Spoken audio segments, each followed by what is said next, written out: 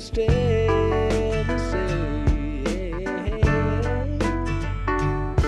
'Cause if you keep on singing the same old lines, you're gonna look around, baby, and find your friends out of time.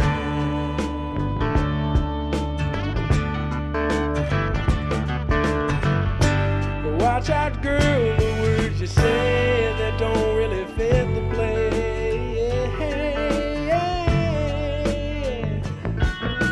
Somebody else you might talk to now knows what you say and what you mean. They don't help.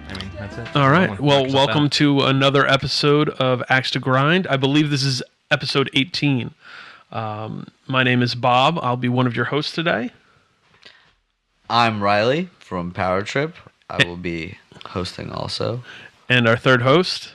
I am Andrew from Self Defense Family, sometimes. Sure. So you might notice there's been some changes around here at the Axe to Grind offices. Fear not, Tom is at work. Patrick is in Alaska, and they'll be back. So, but we didn't want to stop the music and keep things moving. So, quick shout out to our sponsors, Triple B Records. Sam, thank you. One of the best hardcore labels going. Riley, you put out a record with them? Yes, we did. We put out this thing called the Armageddon Blues Sessions, which was like 6 songs we did.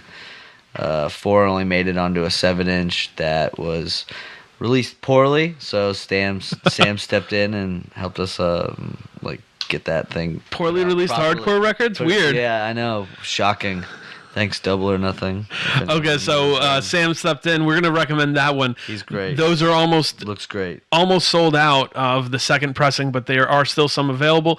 Go check it out. You can use the Axe to Grind promo code, Axe to Grind, spell it out, at triplebrecords.limitedrun.com.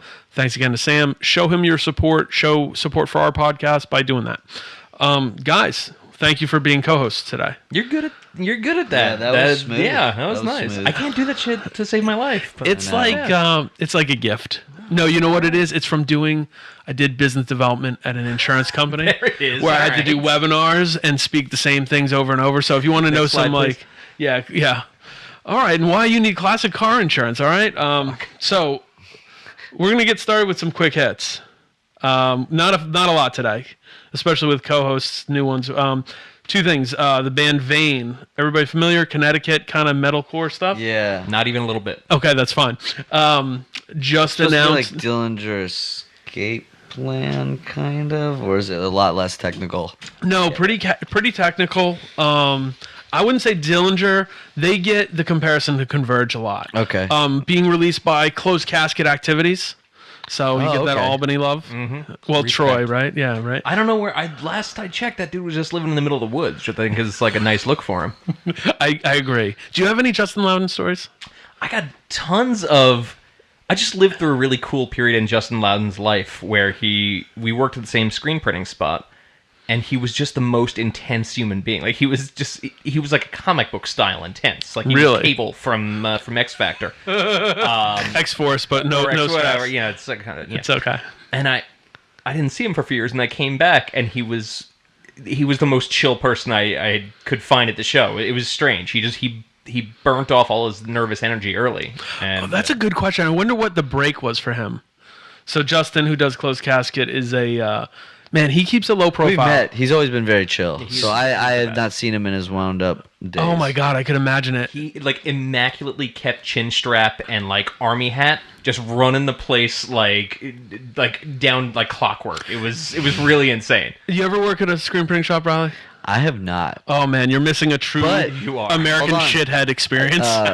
After the first time we played This Is Hardcore, we had brought like pretty much all. We were gonna play This Is Hardcore and then do this tour.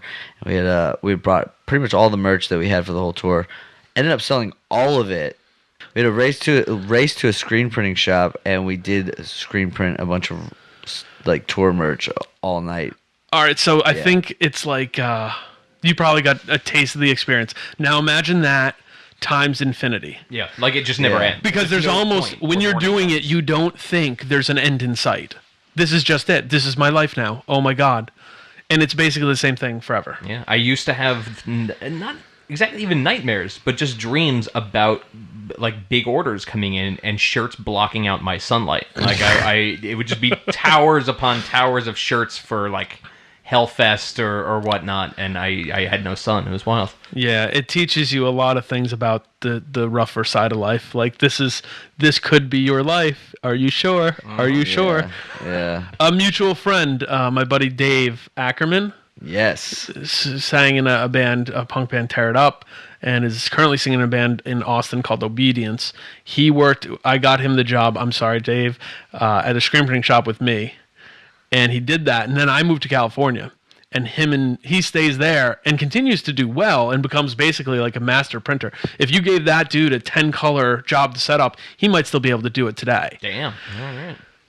His brain broke where he just went, I can't do this forever. And I think he took on like a job, like making less money to go work at an animal rescue. Now works in that field.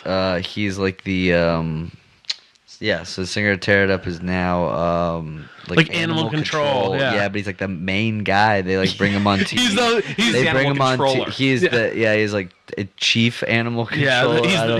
He's the mass control 7-inch bring of him on animal like control. the morning shows and stuff, and be like, "Here's what a raccoon looks like," in case you've never opened a book. I was gonna say, or are blind. If he's the main animal controller, when's the last time you think he was actually in a crawl space? Like, you know what? Maybe. Today? Yeah, Today? like really. Wow. Yeah. Still in the mix. All right. Frequent. His Instagram's a good one There's to follow. all sorts of critters running around in Austin. Yeah, and like people who are like, you know what I want to have as a pet? An armadillo. Let me see if I can catch one. And now there's an armadillo in my house. So yeah, he's got good stories.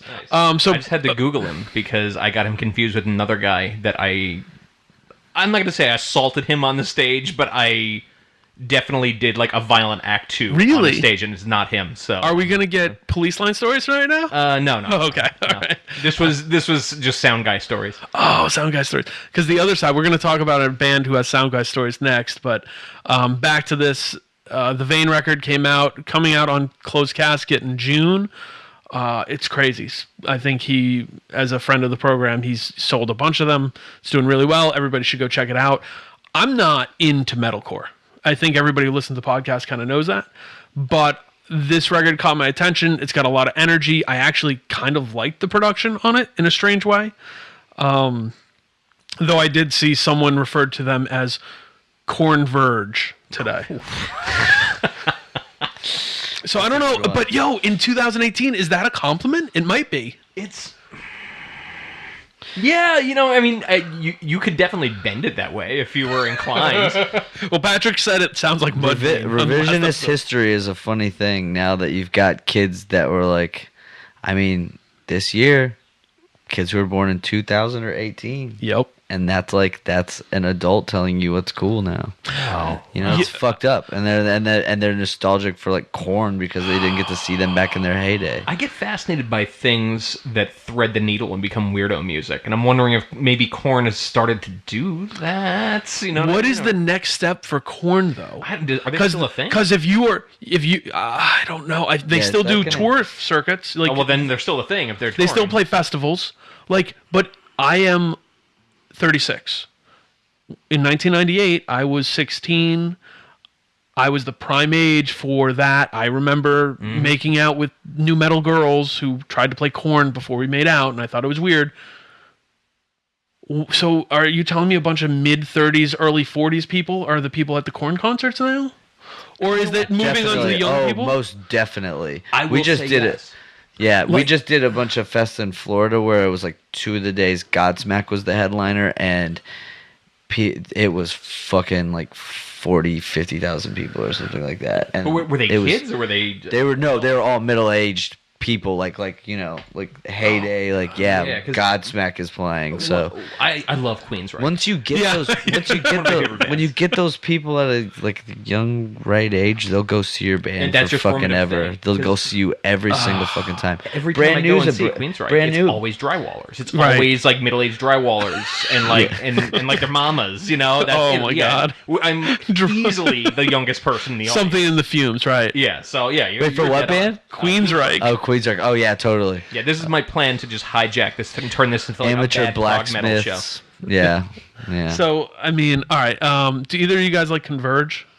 I liked Converge. Yeah. Like I skipped new metal, but I did like metalcore. Yeah. The first go round. I told him on the ride over that I was like, "Oh man, we're gonna kind of have a light on the metalcore day." He's like, "Oh damn, I kind of wanted in on that." But we'll give him a little taste. But so Converge, did you hit Converge at all? Like, Converge totally missed me. Same. Those guys have all been super nice to me in personal life, so I would cook them dinner. You know, like, for sure, I mean, but- so that guy Jake helped with doing some design stuff for Sound and Fury one year, and was a super nice guy. Always very pleasant when I've interacted with him, and all those guys seem like just nice people. Yeah. I never cared ever, and it was just because of the lane of stuff I was into. Yeah, it just wasn't my train to get on. That Right. was just it. See, that was the one where those were when I was getting into hardcore, more the harder side of things, where it was like you would see Converge videos and be like, that's where I want to be. Because Right. you had people like head walking and doing Yo, their stuff that videos I are had never crazy. seen Yeah. people do at their shows. Like they had that DVD you could buy at Hot Topic or something like Mm-hmm. that a friend gave to me, and I was like, this is sick. I like that. I was like the live aspect more than I really did like jam their records. But So I don't know, Cornverge or not. Cornverge is it's a backhanded compliment.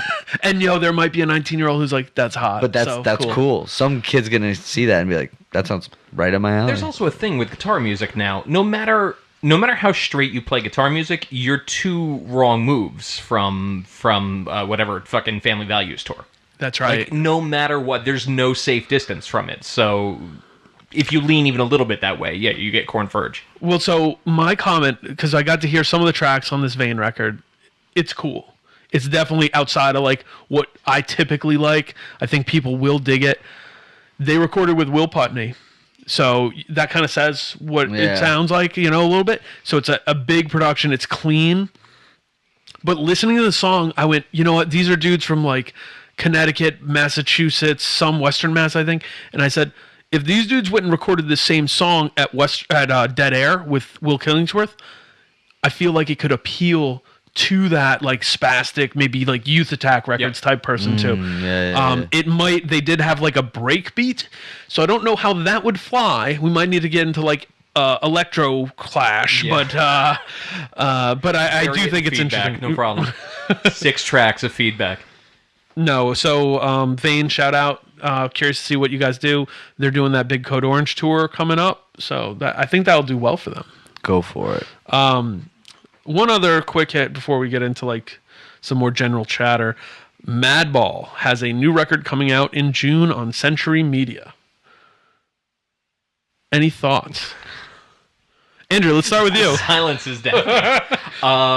I think it's really cool. I'm glad Madball is still doing Madball shit. I'm glad that Century Media exists in that world now. It seems like they kind of disappeared off the map for a minute, but then now they found their way into something really strange. Well, I think it's neat. The Europeans are stoked. Okay. For sure. Yeah. Give us your perspective That's on Century my- Media and Madball separately. I love Madball. We shared a bus with them for like 2 weeks in Really? January. Wild We ass. did that Persistence tour with that's with right. Hatebreed, Madball, and Terror. And so we were on the bus with Madball. It was fucking awesome. They were great. They killed it every night.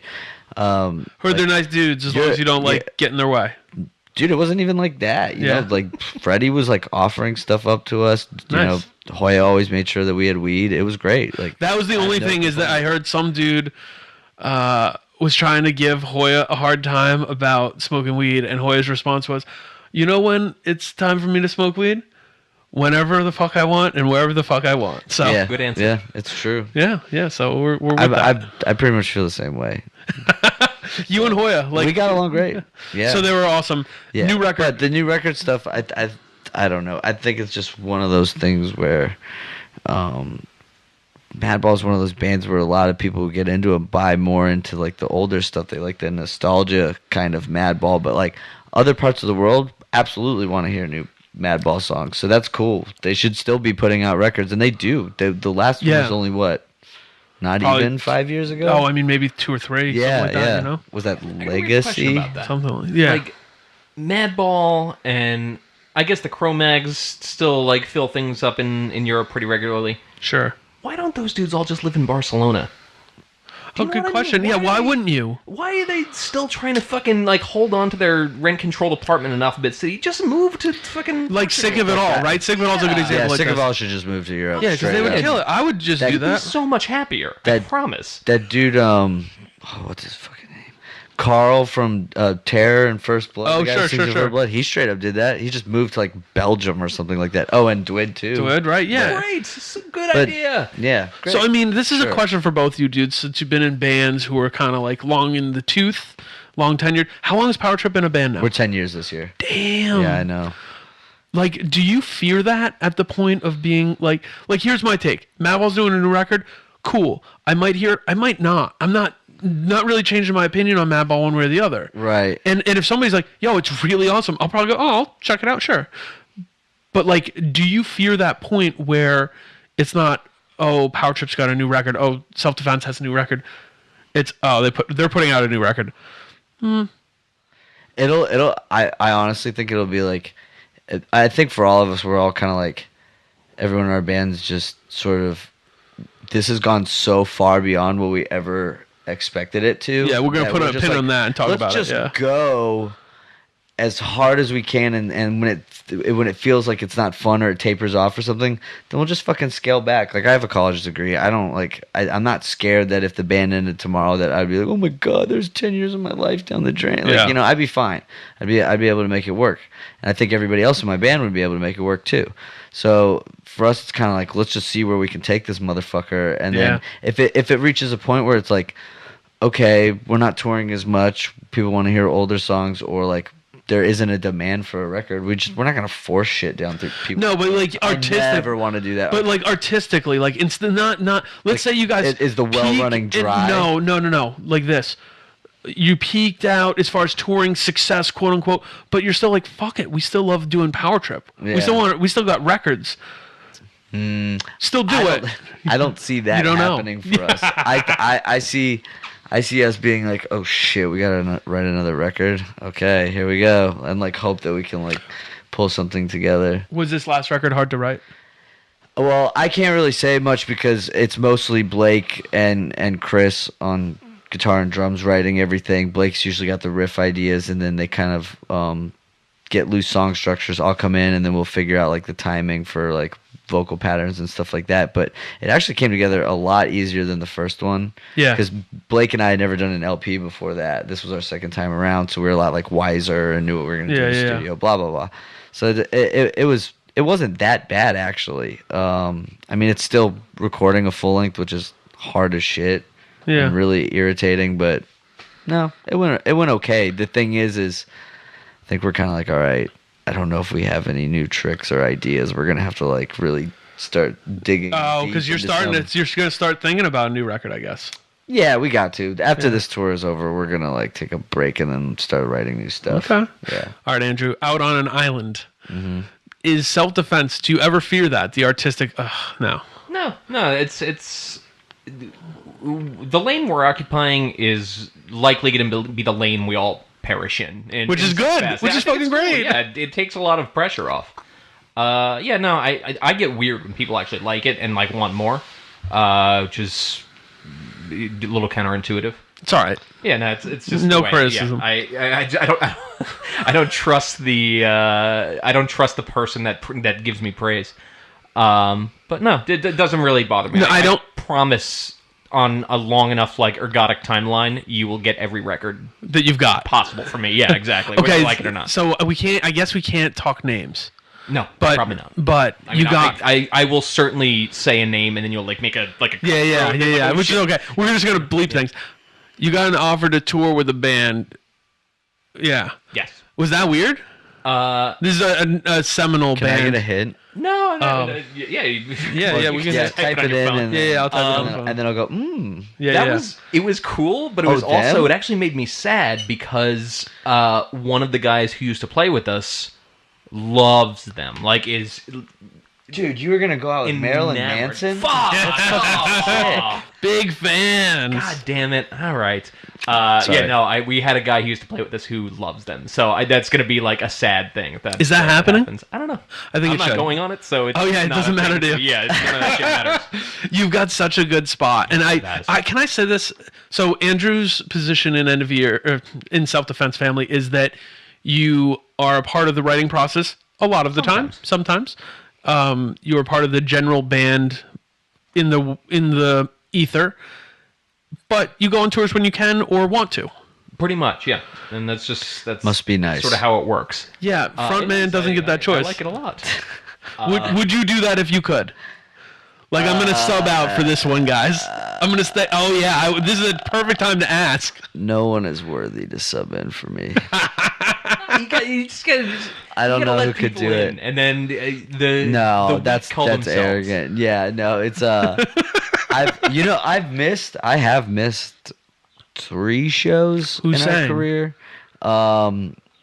We had it was our first tour. I got this call. I was working for Bank of America in their loans department during the loan bailout, which I later learned I was helping like a bunch of underqualified people take enormous amounts of money and probably getting pat on the back for it. Great job, Riley. Great. I had no idea. We saw the movie The Big Short afterwards, and then I was like, "This is what we were doing," and we knew something was wrong. We're like, "These people are taking like a $2 million loan, and their collective like yearly income was like $80,000 or something like that." We're like, "This is insane." But we really want this house. But I was on tour and they called me and they're like, "You need to come back or we're gonna fire you." And I was like, "Fuck," because I wasn't at the point where I was losing thousands of dollars for us to go on tour.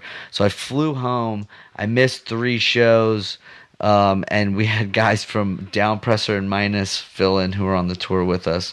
Another time I missed a flight from Toronto to Paris to start a tour, so I missed the first day of a European tour. And I think like Blake and Nick, the guitar players, sort of tried to do some vocals and stuff, but like straight up like karaoke kind of situation. No, but I always think that's interesting when the band has a different singer just for a minute. Yeah. It's happened. I'm into it. Oh yeah. We did a full U.S. tour with David Wood singing for Terror. Oh, that's right. Yeah. Oh, see, that's kind of cool. It's it was awesome because when you think about it, you've seen Terror probably like 30 times or something more. Sure. I'll walk down the street and accidentally run into a Terror show. It's great. It's awesome because I love those guys. But like, it was cool getting to see it with Dave because it's like, all right, it's at least all these songs that totally I know, right? Yeah. like, but with Dave doing it, so it was fun. Yeah. I mean, Scott's the best, but like, embrace difference, embrace change, folks. Exactly. Yeah, it was fun. All right, so Madball's got a new record coming out. Right. We may or may not hear it, but it's cool. Do you have a favorite Madball record? Yeah, probably Demonstrate My Style. It's the classic. Everyone likes it. Do you have one? No. Nothing. I did sound for them once, and it was a lot of fun. But that's the entirety of my Madball exposure. That speaks volumes to your quality as a sound man. Oh, that's okay. So I believe I have seen Madball in the last decade probably 4 or 5 times, and the sound man has gotten punched 2 of those times. I'm not surprised. Right. The thing I remember most about it, actually, the only really thing I remember is that Freddie would do his thing, and in between songs, he would put the microphone down by his knee, which is where the stage monitor was. And he needed loud stage monitors because he's been doing this for, I don't know, like 30 years. He's probably deaf as shit at this point. Sure. So he would put the microphone down where the stage monitor was, and it would feed back. And he would lift it up to his mouth and go, "What the fuck is that?" And then put it back down. So you saw the train coming down the tracks. Wild. But they were all really chill. Yeah, no one tried to like swing on me. It was all right. Good. Have you ever had a moment where you thought you might swing on a sound man? Sound man, no, because I don't care how. All I have to do is put in earplugs, and if I can hear the band, everything's good. But there's been moments where other members have probably wanted to or almost have. But you're like, I don't care. I don't care. Typical frontman. Yeah, totally. Well, so those are the quick hits. I was thinking of different stuff we could dig into, talk about, but I really like the casual vibe. One of the things I did want to talk about was Texas. Because Okay. you were originally from Yeah. Texas. Yeah, I'm born and raised in Texas. My parents are actually from like Detroit in the Midwest. Okay. You don't have a crazy Texas accent. No. Why Most not? people don't because, well, Is it a big- second generation type thing? no, I think it's more so like the which I guess I'm actually first generation, but it's just that's city people don't really have them. It's more so like out in the west and the Panhandle and like, like there's plenty of it out there, Yeah. But I just don't have one. Okay, I mean, I'll so- say y'all. You'll hear me say y'all. Y'all's getting into the regular The lexicon. regular lexicon, yeah. My father's from was from South Boston, and he lived in Denver for like 5 years, and he started saying y'all. You know what I Yeah. mean? It was just like, cool. This is cool. I'm doing this. I'll punch Good it. try, I'll Pop. punch it up You know. at shows in like Germany or something, just because it seems a lot funnier to do. I'll be like, "Howdy, y'all." I'll be like, "I'm Cowboy Riley, and I will be leading you down this trail of riffs for the next 45 minutes or so." So you can And they're slip just it like, in a little bit. Yeah, I can. Okay. I can go in and out of it if I need to. Okay. All right. So tell us about. People think I sound from like people think when people say something they're like, you sound like you're from the Midwest. So But that's where my family is. well, all from. and that's what I want to make a I comment. spend tons of time there. Dallas is Texas, but it's way more Midwest than There's the so rest of many the Texas. Midwest transplants too, like tons of them. And like, I don't think Texas is the South. It's its own It's its thing. own thing. Yeah. It is its own thing. It's Totally its own totally thing. its own thing. But Dallas has more in common with St. Louis or Chicago than it Oklahoma is. City. Interesting. Yeah. Oh yeah. Interesting fact. If like if our state wasn't gerrymandered to hell, we would be a blue state. Like if Dallas think? County, Oh, 'cause- it's numbers like popular vote. Dallas County, Travis, which is Austin. Mm-hmm. I forget which one is Houston. I'm sorry. And Bear San County. Antonio. They all vote blue. That's and right. It's all the little. They get all those tiny districts out in the west and the Panhandle, and that's how it stays a Republican state. But it should be. All right. So you're a life for Blue. Texas, dude. I lived in San Antonio for like a year and a half. Andrew, what's your Texas experience? Toured through a few times. Toured it through a few times. Any work Went on a trips? vacation to Austin once. That was the extent of my Texas experience. All right, so I don't got a bone to pick because people say this to me and are like, because I've even said, I'm like, Albany, I'd live there, sure, why not? So my friends from New Jersey are like, Bob's a weird dude. He'll just find the best part. I did like certain things about living in San Antonio. I liked Hill Country, really nice. Oh, being it's able beautiful. to drive up to Austin, awesome, cool city. San Antonio kind of sucks.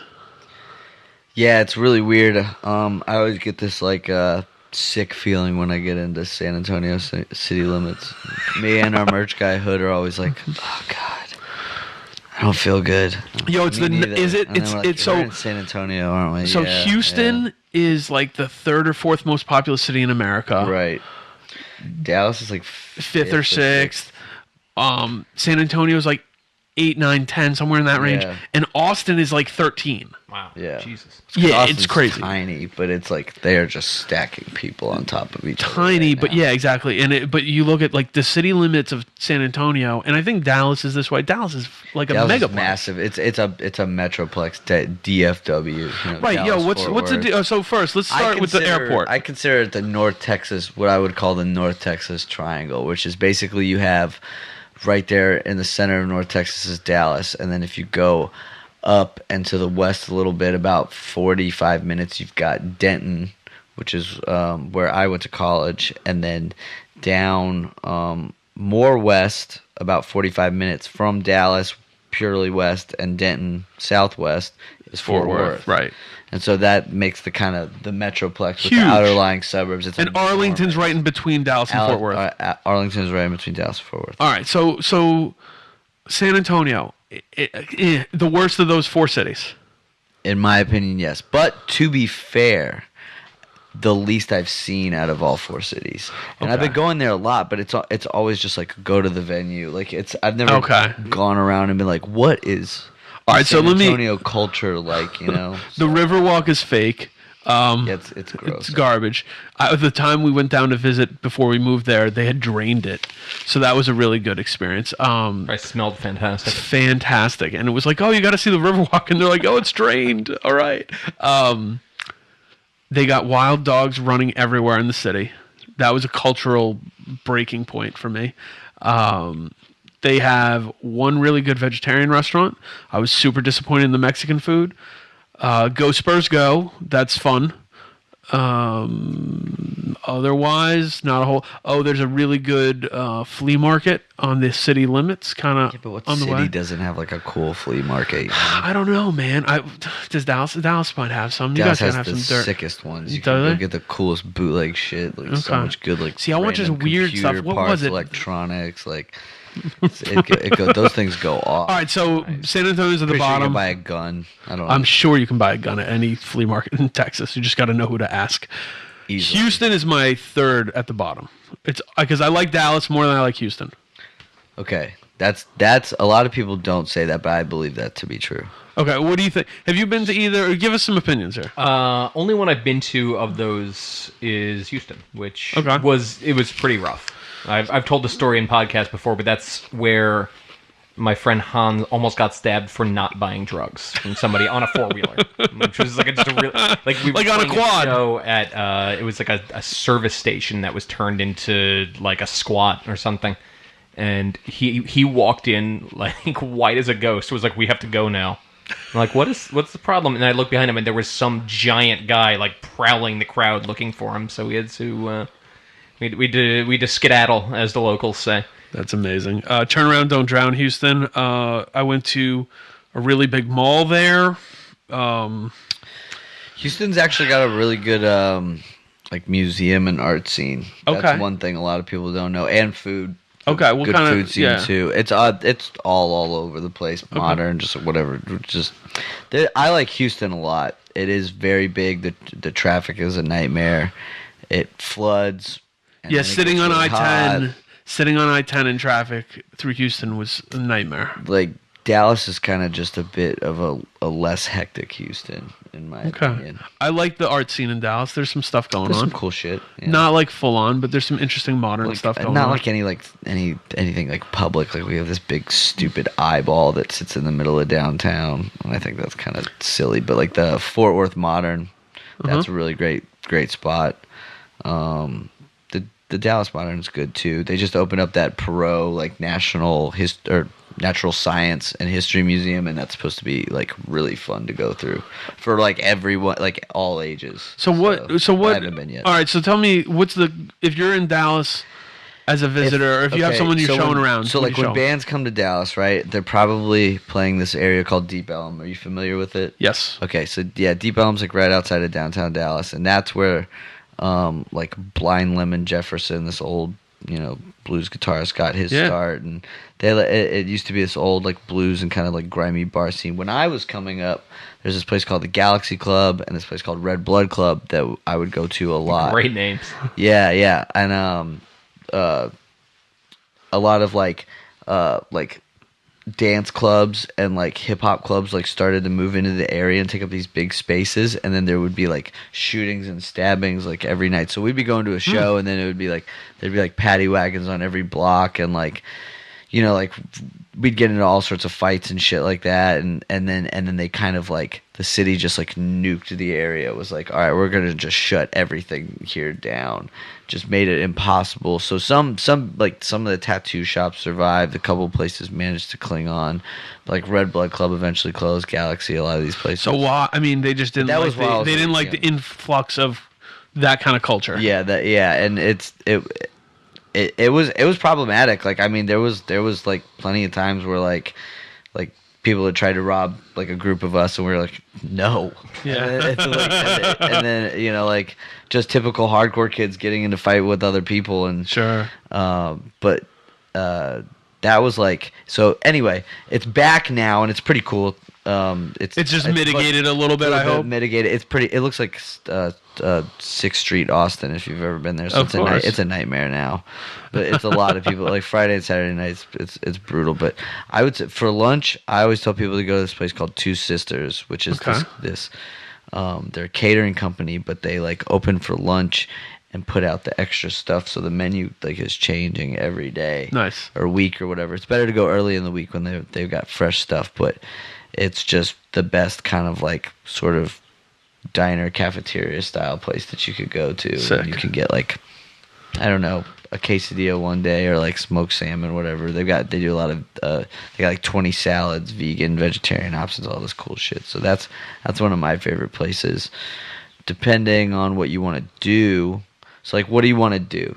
Like, what for the day? Do you want to like go, Damn, this is a tough question. shopping? No, I don't or think do you anybody. wanna, Do like, people still go shopping in record 2018? shopping? Well, like or like like Yeah, like alternative like culture. when we pull up anywhere, our guitar player goes to and finds the nearest record shop. Still, in 2018. every day. He's been on a big the hustle. singles. Yeah. He's on a big singles kick right now, buying a lot of like obscure like Britpop and Americana. Well, we get asked that. So we got asked that on the in the podcast emails, like, where do you guys go when you're on tour?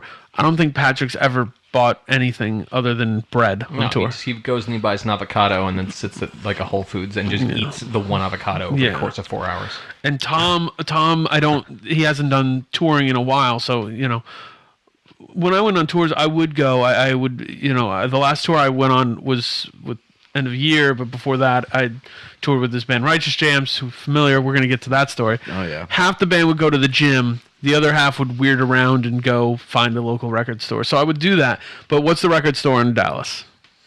Is there one? The coolest one to go to is this this place, Bill's Records and Tapes, which used to have a location in Richardson, where I'm from. Richardson? That's like the city just outside north of Dallas city limits. Bill's Records and Tapes used to be this guy's just absolutely stunning record collection where and CDs and everything was on sale, but like nothing was organized or priced. Nice. If you wanted to find stuff, you literally had to dig for hours, but you could find incredible stuff. Daniel Rosen from Bitter End used to just have me drop him off there, and he would spend 8 or 9 hours there, and then he would hide records. Like he had like a sealed like first press, like Leeway Born to Expire, like a really like mint condition, like Game Over Nuclear Assault Game Over record, and then have me go back and buy them and then send them to him or whatever. That's amazing. Yeah, but he moved to a place, a Dallas location that's like right across from the central police station, which is weird. But he another fun fact about Bill is that he's into young boys. So like, if you like went up there with like a shirt and you're like, oh, can I try this on? I can't tell if it's like would really fit. He'd be like, yeah, but only if you model it for me. Good for you, Bill. All right. Yeah, Bill. yeah. No matter how long the line. Flirted with him a little, you get the hookup, So you know this route. Good for you. $5. Like, I ain't got a problem with that shit. No way. I'll flex it, baby. I didn't have any problems. I bought a lot of good all right, so records and CDs what from is the biggest, because you just said... That's just the coolest, like, most unique kind of... The guy's been around for 40-something years. So, but if someone has one day to go to Texas, you're sending them to what city? Mouthful of apple. Austin. If I'm being honest. You have to be nice if I'm about being it. honest with myself, it's Austin. Austin's a cool city. Uh-huh. Andrew, you went on vacation there? Yeah, it was fine. I went specifically when there was no festivals or music of any kind happening. Smart man. It was fine. It was okay. Smart man. Getting to live in San Antonio, and I'll let my man eat some apple here. Austin was, I don't know, 60 miles, 70 miles from San Antonio, something like that.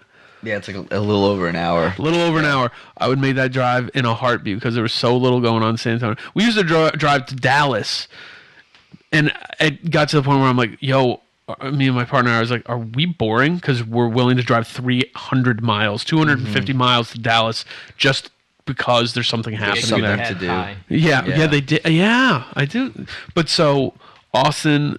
Cool stuff, cool nature stuff. It's also cool smaller. You can just knock out so much. So music easily. festivals, any kind of things that are happening, it's a Right. nightmare. Do you remember there was that Tyler the Creator show where that drunk driver drove through the crowd and killed like 4 people at a South by Southwest? It's bizarre that I don't remember that. Yes, I know. So Same. It was a pretty big deal, at least in Texas, but I actually saw this happen. Like I saw the wreck and everything. This drunk driver got pulled over, and he tried to take off. He turned on a Red River, was racing down. There's the show at the Mohawk. It was sold out. I had a friend with an inn. I was just chilling, hanging out with actually my friend Sandy from Fucked Up. Yeah. And I just heard this car peel around the corner, and then just like this guy just drove through this crowd of people. And the only way I could really describe it is like what it looks like when you do that in Grand Theft Auto. Like it was Oh my like God. bodies, and he hit like 13, 14 people. Damn. Killed 4.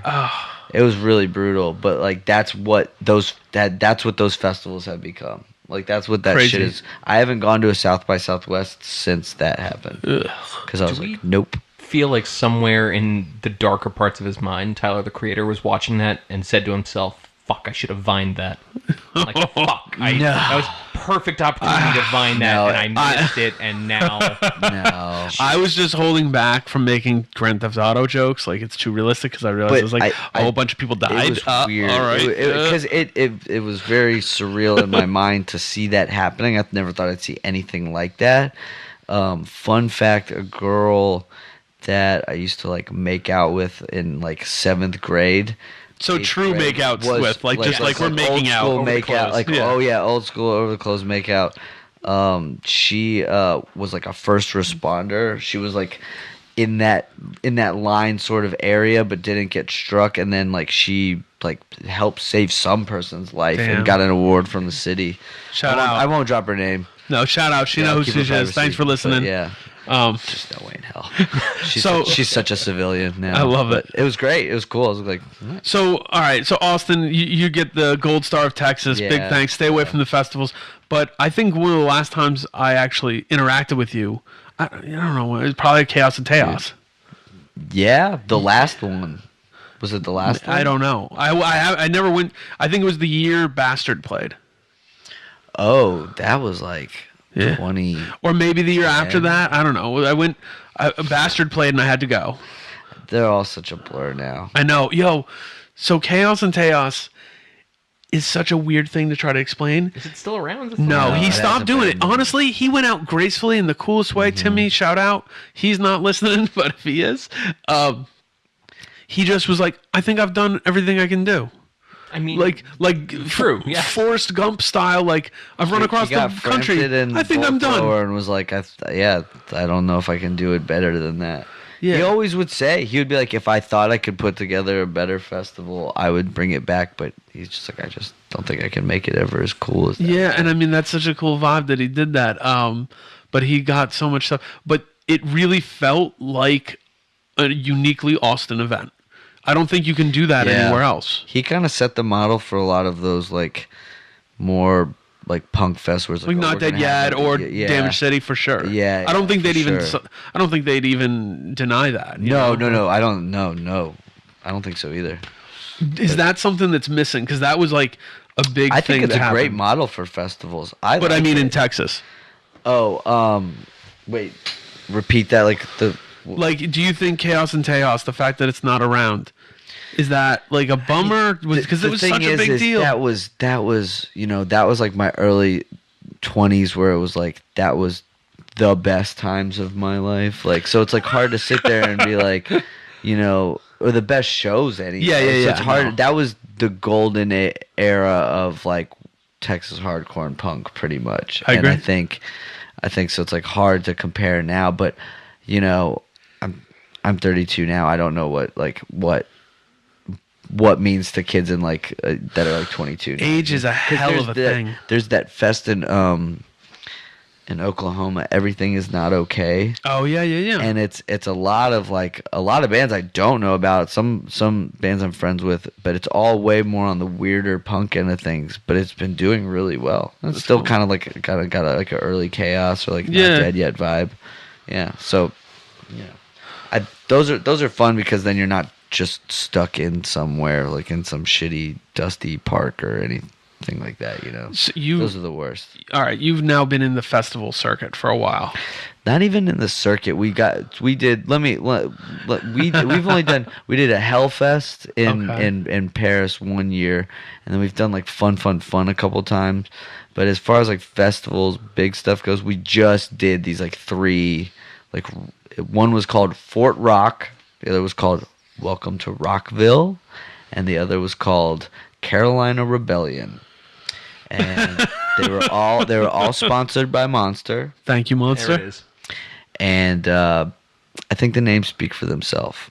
The Rockville and Fort Rock was the one where Godsmack headline, which they tastefully had. All I could describe was concussive bombs going off during their set.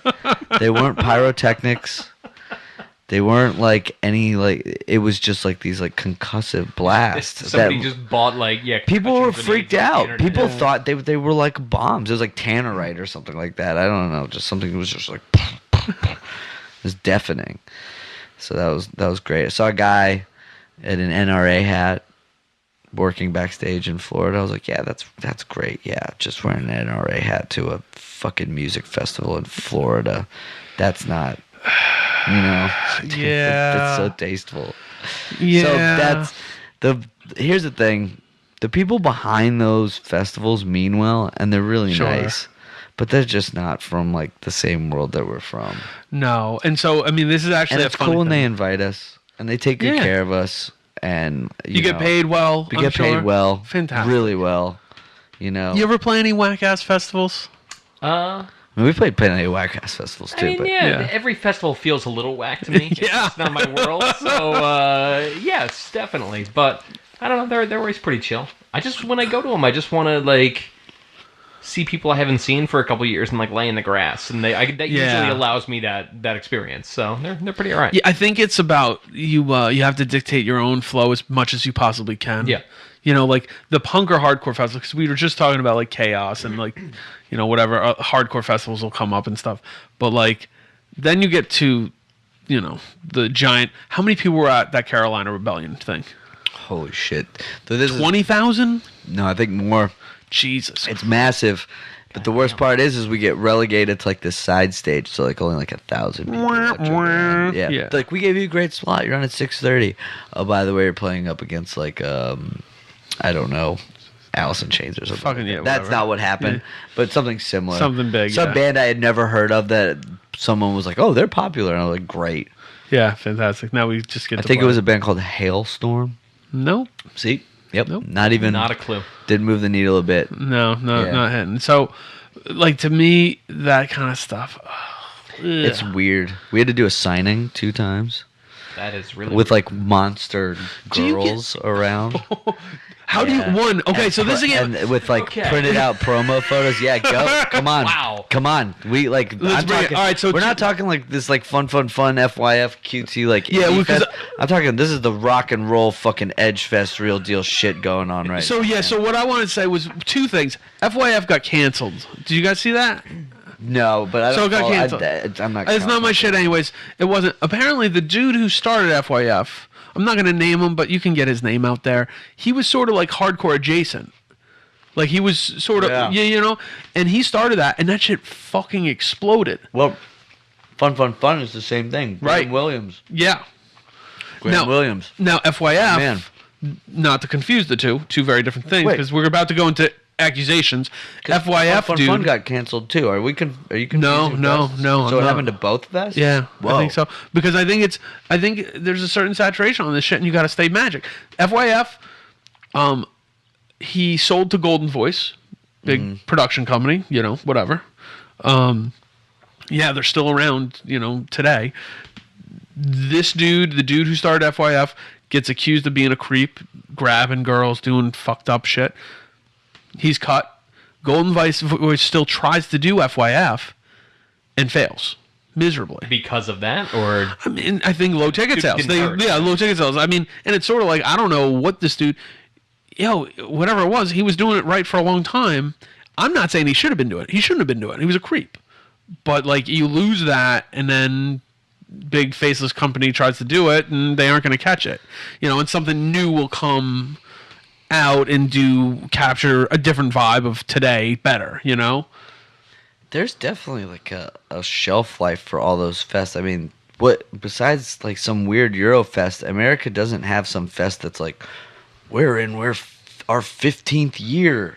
No, because it gets they all stale. come and go I in don't less even than learn the 10. names. Like, I don't even know what FYF stands for. I have Yeah. no clue. Cause, Fuck yeah, fest. yeah, like I'll never. There's no room in my brain for that because I know it's information that is unnecessary. You know, or not even unnecessary. No. But I'll just have to unlearn it in a few years. So what the fuck's the point of taking? Well, it so in I the mean, first place? do you think it would be wrong to say that fests are a young person's game? You know what I mean?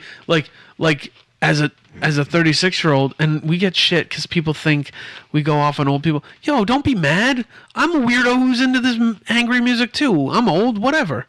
But like going to an all-day music festival, unless I'm laying down in a park and having like a picnic, I'm less interested. You know, I think for it's sure.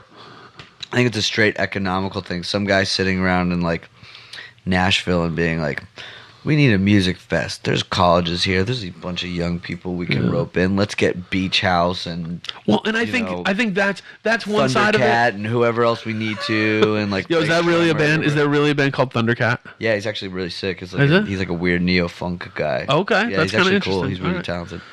But and I like Beach House too. So Yeah. fuck me, right? But No, it's cool. Big band. I either way, like these guys see that and they're like, there's a need for this. They fill that void. It's cool for a few years, and then like the town either gets too hip or that crowd gets old, and Right. or just like gets over it. Like that whole.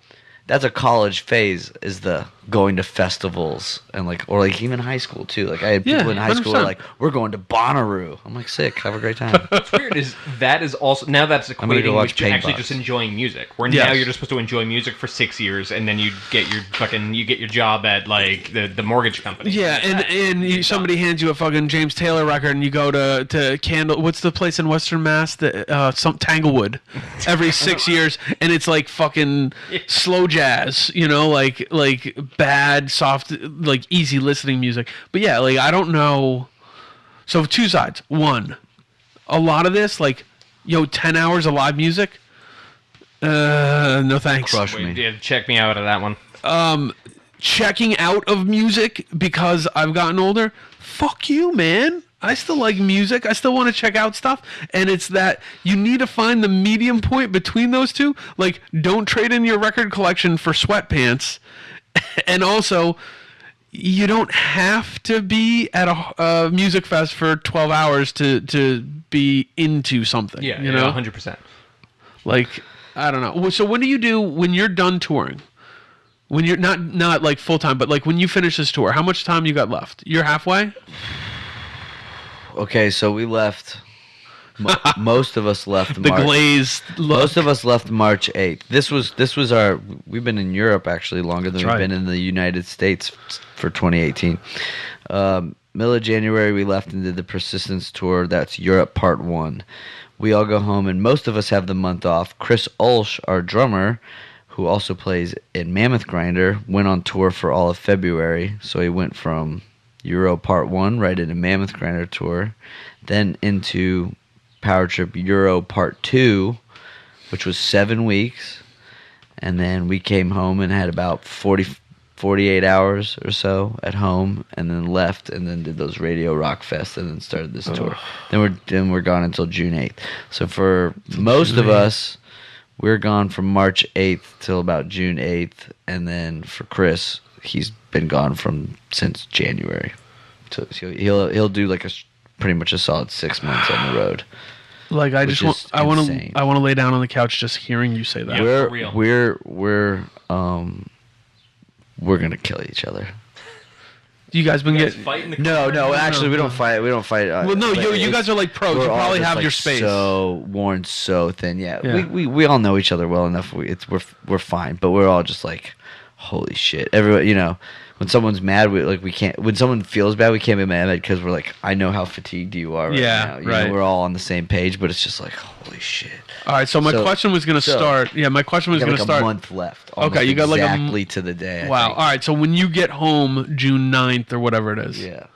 what are you doing for the next week? No, fucking nothing.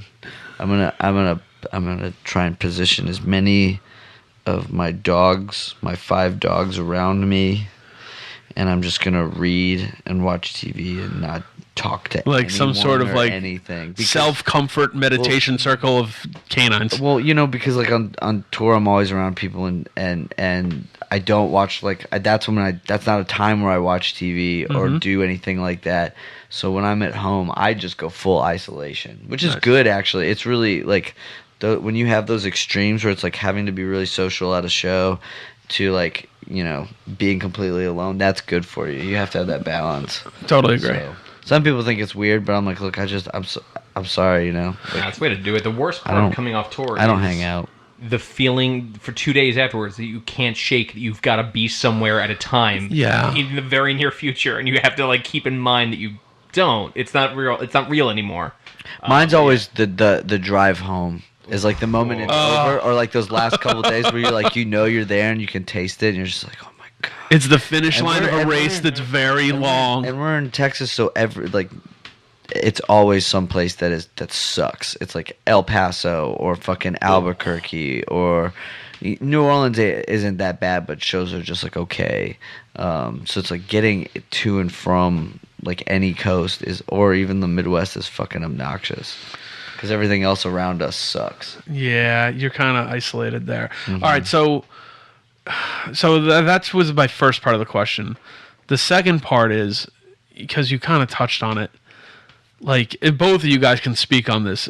When you're in a band that's touring or is all together, give some advice to young dudes who are in bands who are just starting off.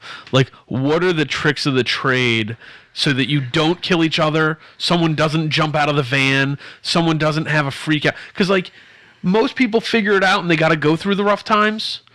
But, like, can you help them avoid those rough times? No, I think you got to go through it. That's like... Yeah. Like... Especially if you're talking young bands where you're not playing like clubs and stuff. Like, if I was like, oh, you're a moderately successful band, learn how to write a good writer, because sometimes it'll blow your fucking mind what people will bring you. Like, oh my god, like actually having food. That's amazing. Our writer used to just say whiskey and yummy snacks, like just whatever, and then it finally turned into a point where now we're like, yeah, we want this and this and this, but just not like anything crazy or too spoiled. But it's like, oh, this person really might bring me like a yerba mate if I ask. Yeah, okay, cool. No fucking riboflavin, Yeah.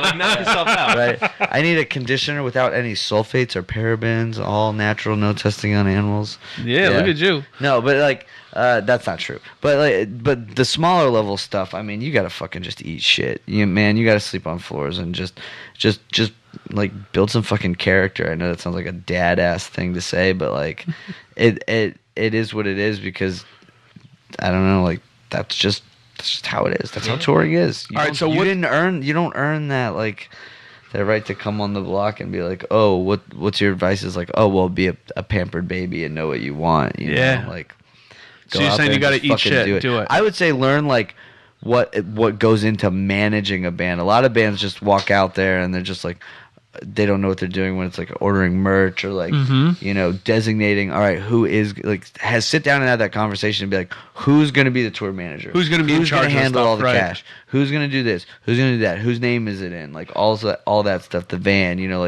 what are we doing tonight, like plan ahead, like that's that'll at least keep you from being miserable. Yeah, for sure. So was there a point for you guys where that wasn't happening and then it did? We were a train wreck for the first 6 years. I sort of remember that. Yeah, so. We were awesome. It was cool. We're not cool anymore. Like I don't really party much on tour, but we used to just not give a shit. Like where outside of Bitter End, you guys, I mean, Iron Age were monsters. No, Iron Age are pure monsters. And now they're so good. Domesticated. I know. They're such sweethearts, but they're like. They're trained that's who we beasts. learned from. We learned from the best. Yeah, they were having switchblade fights. Yeah. Jesus. Yeah. That's true. It's a true story. I saw them like 2 days. They stayed at my house like 2 days after that happened. And, Tennessee drunkenly hid frozen food all over my my kitchen, and I didn't know why my kitchen smelled so bad for weeks. And then I found like moldy, rotting, frozen taquitos like behind a coffee mug. Like 2 weeks later, I was like, wow. So if there's one thing you can teach touring bands is don't worry about hiding food. Please don't worry. We will about forget about it. Well, you know what? Definitely have fun. When you have the chance to hide totally. the taquitos, do it. Yeah. Oh man. I've been sitting here thinking about it. The two things I can come away with that I guess you can learn without having to go through them. Yeah, if you find yourself in Tulsa having an argument in a parking lot in front of 9 people, be embarrassed. That's Right. really embarrassing. Like, Right. learn to be That's true embarrassed by too. that. Keep your cool. So yeah, that's kind of what I was asking. Is that I People think are watching you. I think young people, it's hard. I will put myself in that group where it's like, oh yeah, I'm with my friends.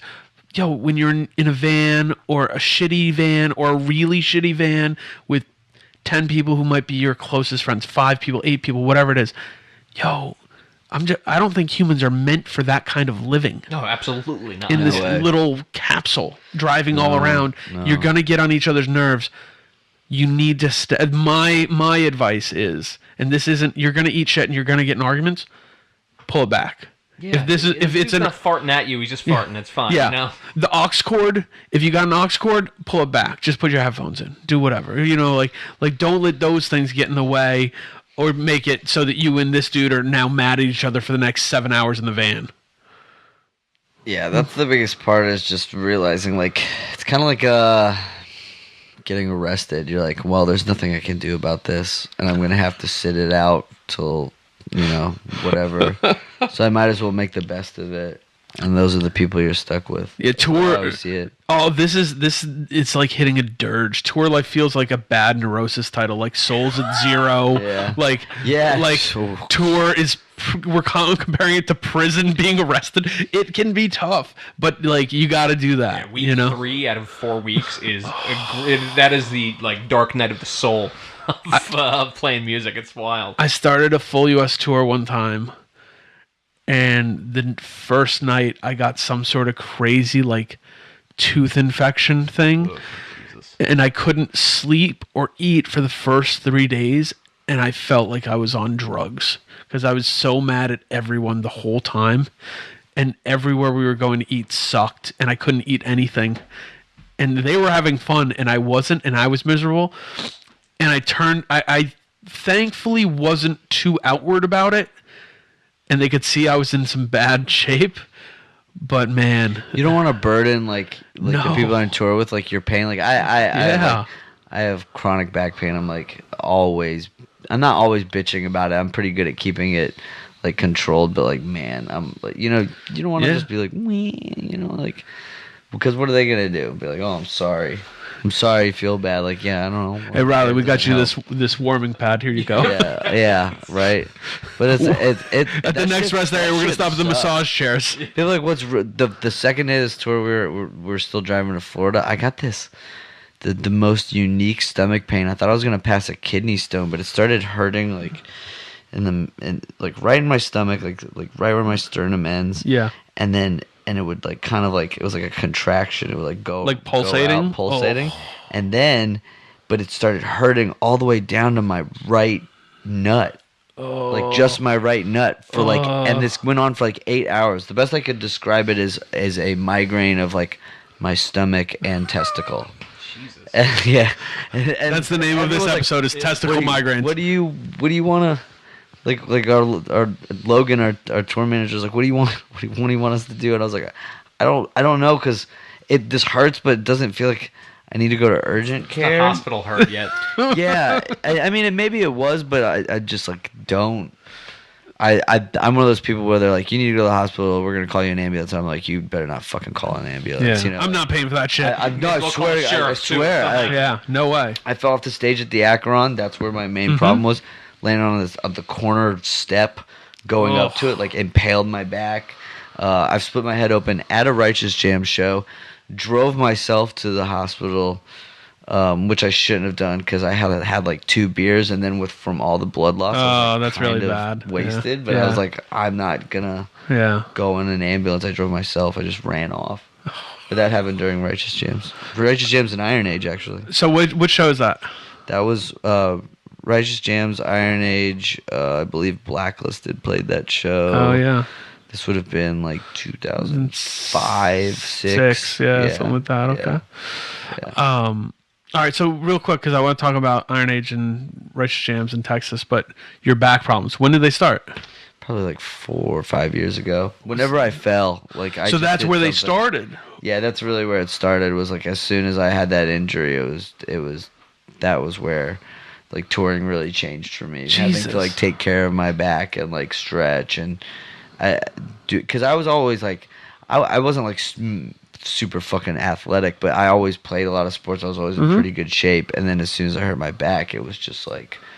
So I you're hit a not even wall, you're not like you know? you don't do much physical stuff as you did. No, I mean, I'm better now, but like it certainly like brought down a level of like my game, sort of, so to speak. You know? I'm sorry, that sucks. No, it is what it is. But I don't have insurance. I've never gotten like a proper MRI to know what's wrong. But oh yeah, because you're a full time musician now. You don't have all over the place. Yeah, Ooh, full time. so you don't have insurance.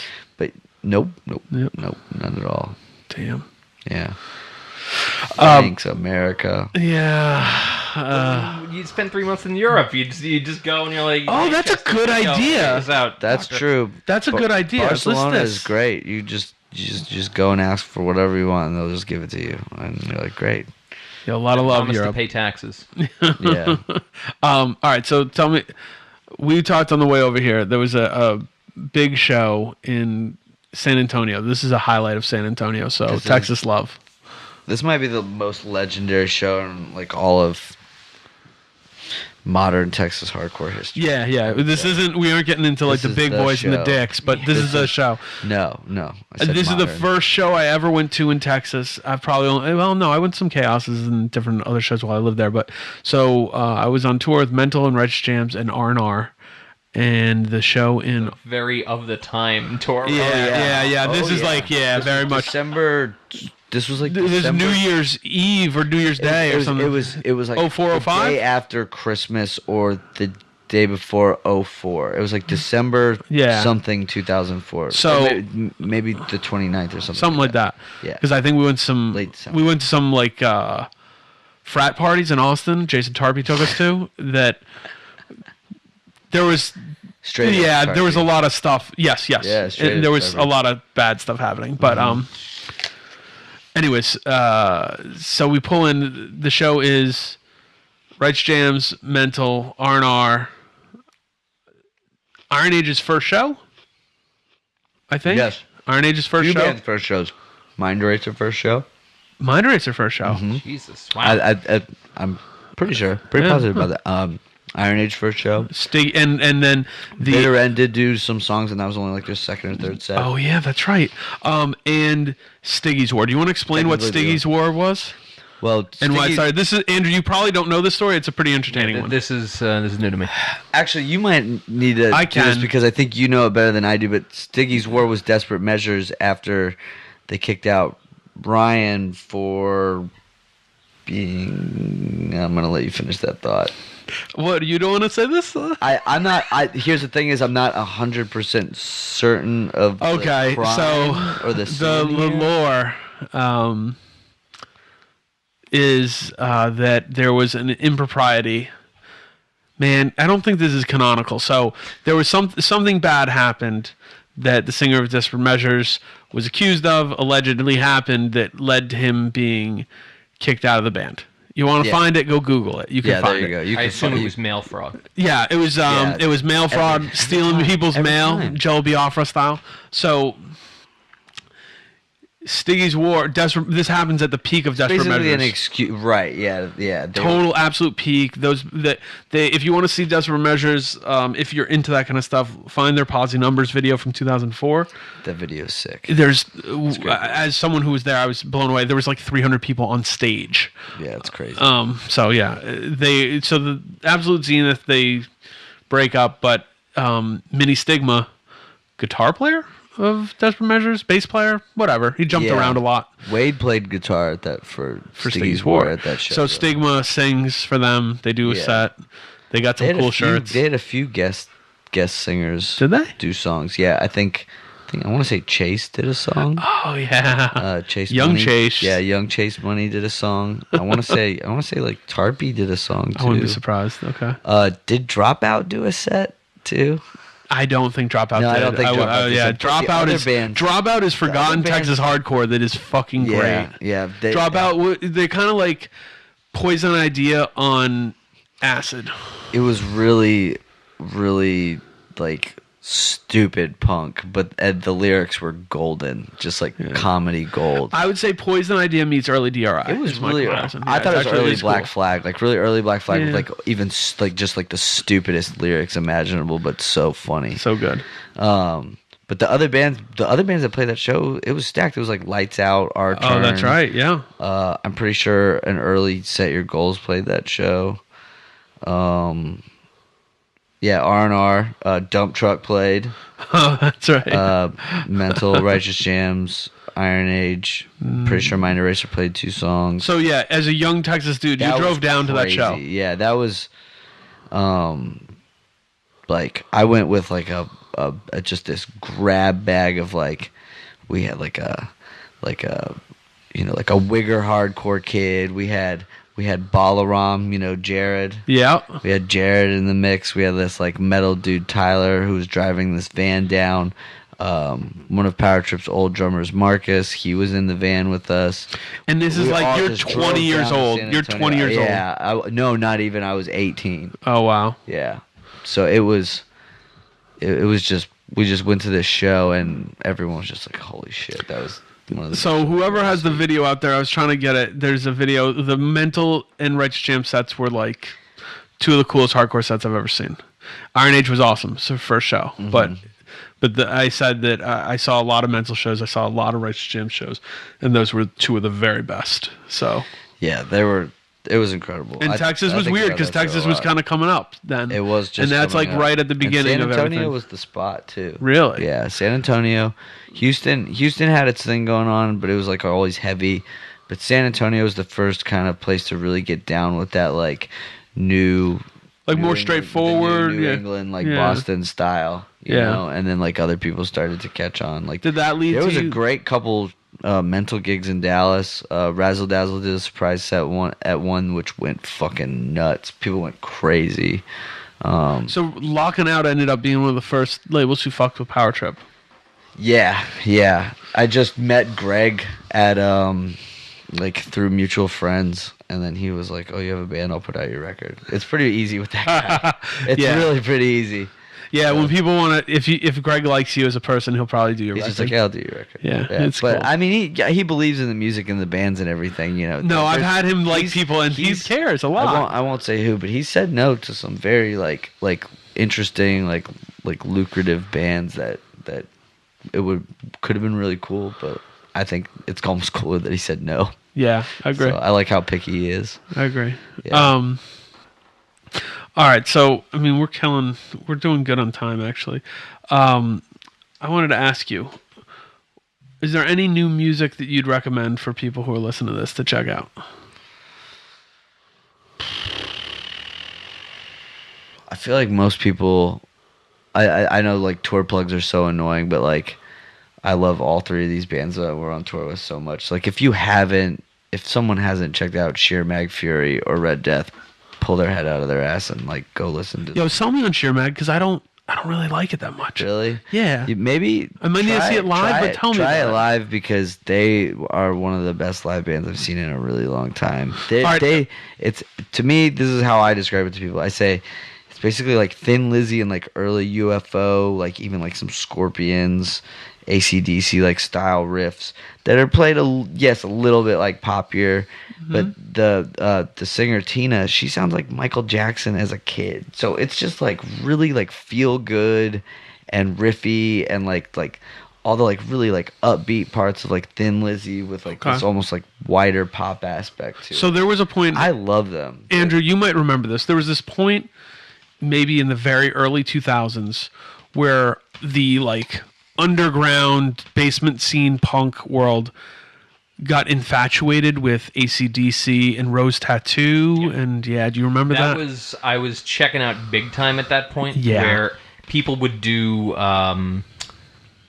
like cheeky group photos, like, oh, isn't Yeah. it funny that we're doing a promo photo? What? But really, you're just doing a promo photo. That's what you're doing. Basement Yeah. punk What band. bands It's are all you right. talking about? Because this must be, I don't. like, what was that band? Inepsy was. yeah. So Inepsy actually is And great. Inepsy was sick, though. I love Inepsy, but you were out. You were out. that's But a so good example. there was a band. There was a group of bands even right before that was like they fit into like. I mean, we talked about what's dude Artie Philly, the Shemps. Would Was you that put it? Yep. Would you put Yep. Annihilation Time in that category? No, Okay, I wouldn't. alright, He 'cause they're might. too fucking No, he punk. might.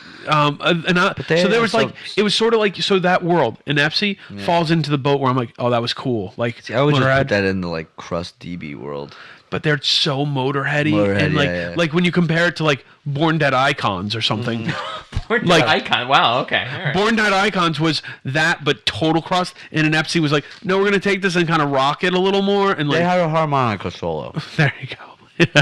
But then Checked out. so Annihilation Time sets up this line too, where it's like, oh, that's kind of cool, but also maybe if you catch it in the wrong vibe, you're thinking it's lame. You know what I Yeah. mean? And if you were from the outside, you wouldn't know. Like, oh yeah, those dudes are like weirdos who were like hardcore kids who worship blast and then got heavy into like 70s deep cut rock. We also You know? call that what it is. That's that same era where the first, like, art school graduates got their like whatever their like art director job, and that's how the Buzzcocks Yeah. wind up selling Toyotas. But that was the first thing when you graduated from Pratt, and you're like, I'm into the Rolling Stones now, but I'm Yes. also into Black Flag. Yes. And that's exactly Oh. where that all comes from. It's like right now I'm getting triggered. Like that's kind of the I problem can for see me why with you'd Sheer be Mag. getting triggered, but they're like, they know their shit. I believe it, You and that's the know? part. Yeah. Like And the they're- other dudes are they're like, also- the other they're dudes who all are like- normal hosts, they're like, fuck them, they just suck. You know, They're all like floating like close to around our age, a little Yeah. younger. Like they're not, you know, it's one of those things where it's almost like if you talk to one of them, they may have gone through that. But I think a lot of them grew up legitimately like loving classic rock and then discovering punk. That's the way our drummer Chris is, and he's in Impalers, which is like Fucking that motor great. charged fucking Yeah. like one of my favorite bands. Period. that record came out last year. Is so good. Cellar Dweller, yeah, it's incredible, and they're coming out with this live tape that is just fucking bananas. It's Really? it's one of the coolest live tapes I've ever heard. I want to hear that. So to me, like that's the part is that, like the early 2000s, and that's kind of like right. You were getting stuff around then in Dallas, but there wasn't a ton. The early 2000s in the Northeast, there was the metalcore stuff, the like American Nightmare version of that stuff, the more modern hardcore stuff, and then there was thrashcore. Andrew, do you remember this scene? Did like that Rambo? just make you?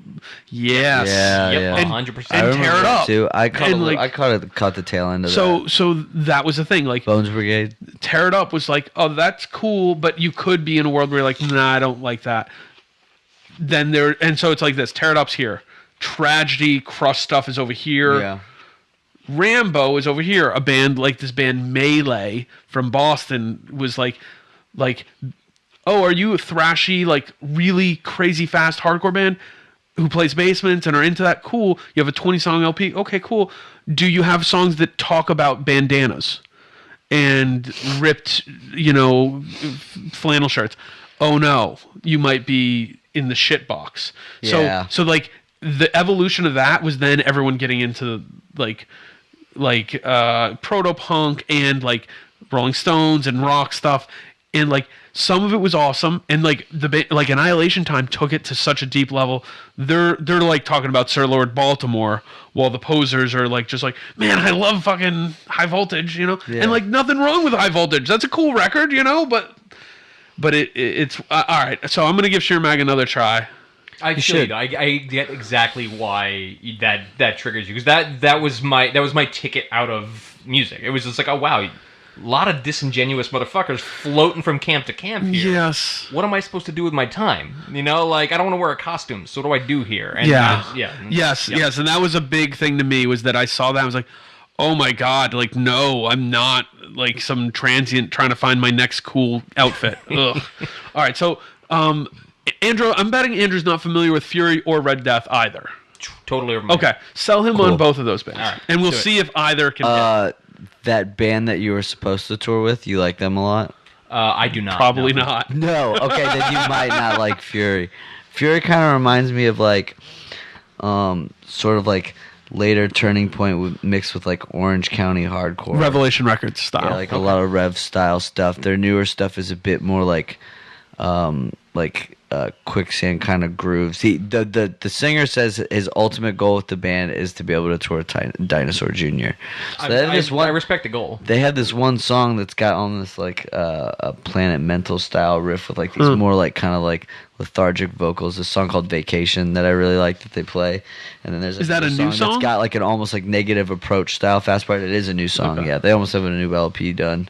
But you could see they're like trying to like tap into like all the hardcore stuff that Jay Mascis likes. Oh, okay. Kind of getting. To try to like knock on that door. Yeah, All yeah. they have to do is buy a VW. I mean, Jeremy Golf. will tell you. Problem solved. Yeah. I got one too. That's cool. Yeah, and then Red Death is just like another. If you like crossover in any capacity, I think Red Death has like got something for you. Like they got really cool like later Cro-Mags and early Cro-Mag style stuff. They Chrome Suckers type of parts, corrosion and conformity style parts. Yeah, that seems more up my alley. I was gonna say that's yeah, the one, like yeah. it's good. They do what we do, but like a bit more punk and like more agnostic front, like kind of like East Coast attitude. They're from DC. They're all like really talented musicians. Yeah, they are. But both of those bands I enjoy quite a bit. Of the bands on this tour, I would say that you should check out Power Trip Nightmare Logic first, and then wait for a little while, and then check out And the then Red our Death goods record. and then to settle. Yeah, And like got it. that's the record. They sound way different. Totally different, know. but in the same kind of general Yeah, umbrella. yeah. If you were gonna, let me do this real quick. What would your reference points? Red Death's like, yo, we need you to help out write our new record, even though you don't write music. What are the 5 bands you're like, yo, listen, these are the 5 records I think you should listen to for your next record? I think they'd probably all agree with me. It would probably be like English Dogs, Forward into Battle, like the first Sacrilege record. Like I'd probably still be like, yeah, keep doing like Cro-Mag's Best Wishes, like kind of stuff. What else? I think it would be cool if they did like some more like Scandinavian maybe style, like punk, like throw in like maybe even like a D beat or two. Into I want them to listen to the Absurd Bloedig Stag record. Check that out. I think Everybody should listen to that record, actually. Which one? Absurd, they're 7-inch. Oh yeah, that Bloedig band's Stag, it's awesome. Yeah, fucking awesome. Like Absurd and Selfish and Oh, yeah. Wretched and like I know those aren't all. Wretched is all Italian, but European. Selfish is so good. Yeah. Victims, never Yeah. in the last thing. But like I think all those guys are familiar with that shit. It's like or like Anti-C-Mex, like you know, they all Raped we all ass. like the same stuff that they do. They just do it a different way. Yeah, they do. Yeah, which is cool. I respect that. You know, it's like it's nice having a band we can take out that's like crossover that doesn't actually like try and sound like us or sounds like us. So it's different. They're killing it. Different they're vibe. doing really well. They're the band who I think would succeed the most touring with you. That's You know why what I we mean? bookended it that way. That's you know, awesome. like let the people like because our now we've got this like swath of metalhead fans like you know low IQ like there was in Richmond there was a couple tailgating in a truck listening to Power Trip while drinking from like noon till the show. The back of their truck had a Confederate flag on it, like Hillary for Prison sticker, Jesus. all of that. And I was like, yeah, this is That is exactly the person I want buying my record, and I'm being 100% honest right now. Like I'm not being facetious at all. They sound awesome. We're gonna work on part a about package that for you. Everybody who buys this. do buy your fucking record. That's great. That's Yeah, so good. and then they're like, "Will you sign it?" And I'm like, "Sure." Fuck. Well, they don't buy your record. They buy his record, though. That's the direction I They gotta go. actually buy vinyl. And Yeah. I'm like, "That's cool." We talked about this, I think, maybe last episode, is the difference between hardcore kids and metal kids. It's really small, but hardcore kids are early adapters. Metal people, I should say metal kids, metal people still buy CDs. Yeah, They'll still 100%. buy music, you know? We sell it's pretty much 50-50 Vinyl CDs. on tour at least. That's amazing. Yeah, it's pretty much 50-50. I think a lot of like old dudes like are like still have their stuff and Yeah. are just like impressed enough to be like, I'm gonna buy the fucking awesome. record or whatever. When did that flip for you? When you signed to Southern Lord? When that No, it Manifest flipped. Destiny? Literally, I can tell you pretty much the moment it flipped for us was when we did that Lamb of God Anthrax tour. Right. That was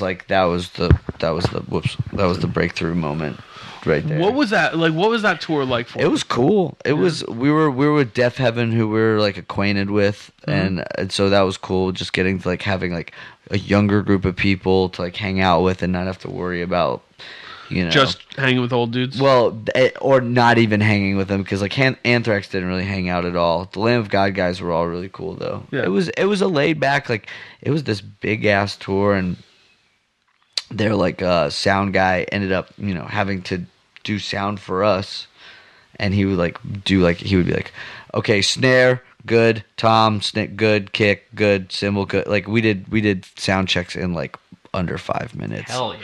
It was crazy.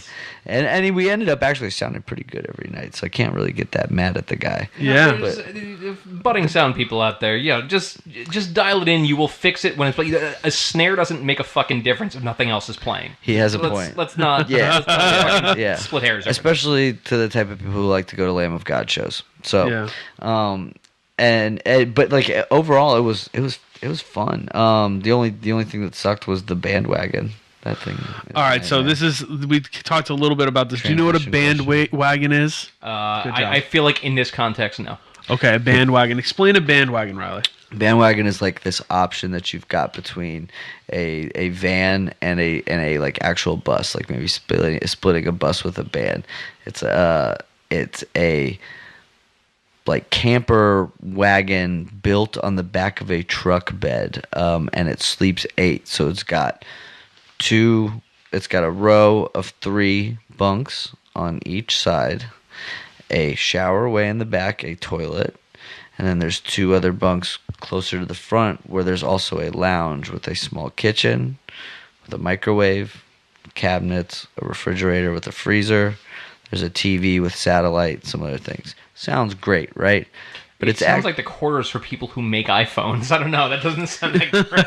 See, okay, you and I are on the same page now, because a lot of people seem to love that shit. I've heard many bands rave about this thing. Yeah, I think it is everything good about tour, and it's not like we're spoiled. I will still do a fucking tour, and I would prefer literally to be in a van in a trailer right now, and be like so happy about it. But like we did tour Europe in a bus, and it was nice, and it's everything, all the negatives of a bus put into one vehicle. It has no suspension. I mean, it's literally like some hillbilly dude was like, yeah, I built me this fucking camper on the back of my Freightliner truck bed, and then I thought about it, and I was like, man, it'd be great for like a band to sleep in here or something. Like some guy at this company, I mean, it's called Bandwagon. So, and the deal is monetize this thing where it's like bare bones living. It's bare bones living. But you can do it, and camper. You don't need a CDL to drive it. So it beats the weird little regulations. Yeah. So now that sounds both unpleasant and wildly unsafe. Oh yeah. Cool.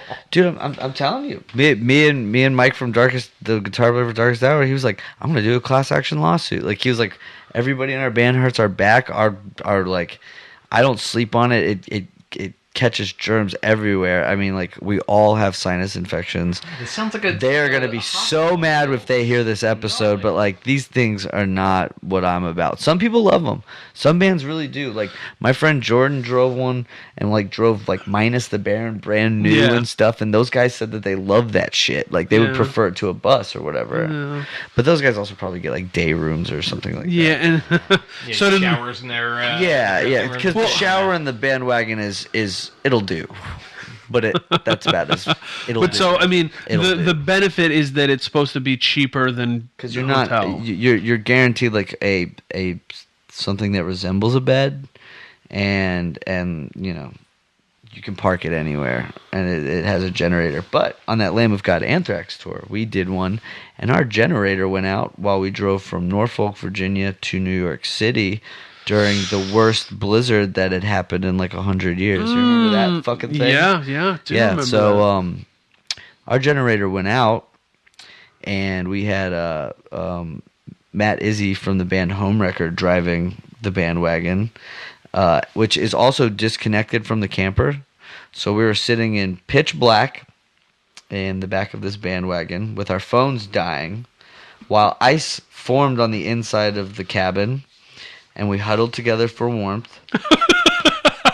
and prayed that every time we didn't hear us skidding that it wasn't like the last thing that we would hear. We had like an 8-hour near-death experience because you can't contact the driver. There's no way. It's You're totally separated. separated, You're totally right. separated. So we're just at the our phones were dying because the generator was dead, and we're like we have no way to tell him like, hey, are you okay? Or like, let's stop. This is fucking crazy. We got snowed in. We got snowed into this like gas station. Had to dig ourselves out for like fucking, I don't know, 100 feet of snow or something like that. Like in front of you. Yeah, in front of you. It was. And you were saying that the like. And then we were like, let's do it again. There's no shocks in the thing, and you just are bouncing around back there. Yeah. So driving through a snowstorm in that, that sounds fun. We did In the dark. My an old band of mine, we broke down in Kansas in a snowstorm in a white van, but our alternator died. That's how we broke down. So we couldn't even turn the lights on, and it was snowing, and we were literally in the middle of nowhere. No, like, no Love's truck stop with no service, and we just had to sit there for like, just like I said, for like hours. Every time a truck would go by, the whole van would like rock. Oh like, yeah. Okay, well, we've been there. This is decidedly. We tried to uncool. sit out a tornado and had the truckers doing that because we could see this tornado like going off in the distance, and I was like, well, if that just comes towards us, we're fucked. If you guys were real rockers, you'd have had a bunch of fireworks on actually, board to shoot out the window. We were actually stoned off our asses on edibles, listening to pentagrams. So I think I was. You're all right. You're like, all right with this. I was like, this is kind of a cool way to go out. like take me out. Let's go. All right, so you recommend the bands that you're on tour with. Please go check them out, support it. These dudes are on tour for the rest of the month. Any other new music, old music that you think people should check out? Especially, so we do focus on you new guys music a love lot. metalcore and stuff, or at least I know this podcast does. Do you guys know about Scourge from Houston yet? Yes, I know about Scourge. Okay, do you like them? I think they're okay, actually. Their new shit's gonna fucking. I saw them right before we left for like a long tour. They played this Mammoth Grinder show actually, and I was like, they're a real band now. Yeah, they've stepped it up. They're really gonna kill it. A lot of the Houston bands are really good. Narrowhead's really good. Yep, heard a lot of good things about Razor Bumps from Dallas. I have to shout them out because like I've been putting on for that band since their very first show, and I'm really proud of what they're doing. They did that Tune Style tour, and sounded like it went really well for them. Describe Razor Bumps to Andrew. Razor Bumps is like Good name. Like good name, great style. It's almost like the early like LA like glam punk, like it's like Plasmatics meets like almost like Devo. Like could be on the Yes LA punk. comp maybe. Yeah, like the Cramps, shit like that, but done really, really well. Every member has like not even like a shtick, just like kind of like an outfit that isn't even over the top, but they're just like dripping with attitude. The lyrics are great, her voice is great. They're fucking awesome. They put on a show. Surprise Razor Bumps fan, Todd Jones. Yo, not surprising. No. I told Todd to check them out, and he was like, I never listened to anything like this. I don't even know what to like call this. And he was like, I just ordered a record. I like. He likes a lot of old LA punk, but it might not be in his like the total weird sort of. No, like, you're right. Like the more performative, like theatrical stuff. Yeah. It's halfway between Danger House and like the Cramps and stuff like that. You know what I mean? Yeah. Like, I get it. Yeah, it's not Rhino 39, but executed very well. Yeah. I think. All right, so Texas. Any other Texas shit you want to shout out? Well, I guess we are in New York, so like I could shout out Parquet Courts because. Teenage Cool Kids. Teenage Cool Kids, yeah. And Andrew also used to play in Wiccans, another great band from Texas. But Andrew Savage, fun fact, was actually at the first show I ever played in my entire life. Which was? With a band I was in when I was 14. Oh yeah, we got to talk about your old bands. Oh yeah. Well, no. No, Well, this is way gold. way back. I'm gonna give you this is like you got together with your friends for a couple weekends and like hashed together things called songs, and like this wasn't like a real band thing, but by some weird coincidence, Andrew ended up being this girl's backyard birthday party. Our band was called Captain Bring Down and the Buzzkills, which is a Simpsons reference, I think. We covered Leftover Crack, Nazi White Trash, and this guy threw my friend's shoes over a fence because he thought he made fun of his band. So Andrew saw that. That was his first show. Andrew Savage was in a hardcore band. He sang in one that sounded like Minor Threat called Five Pointers.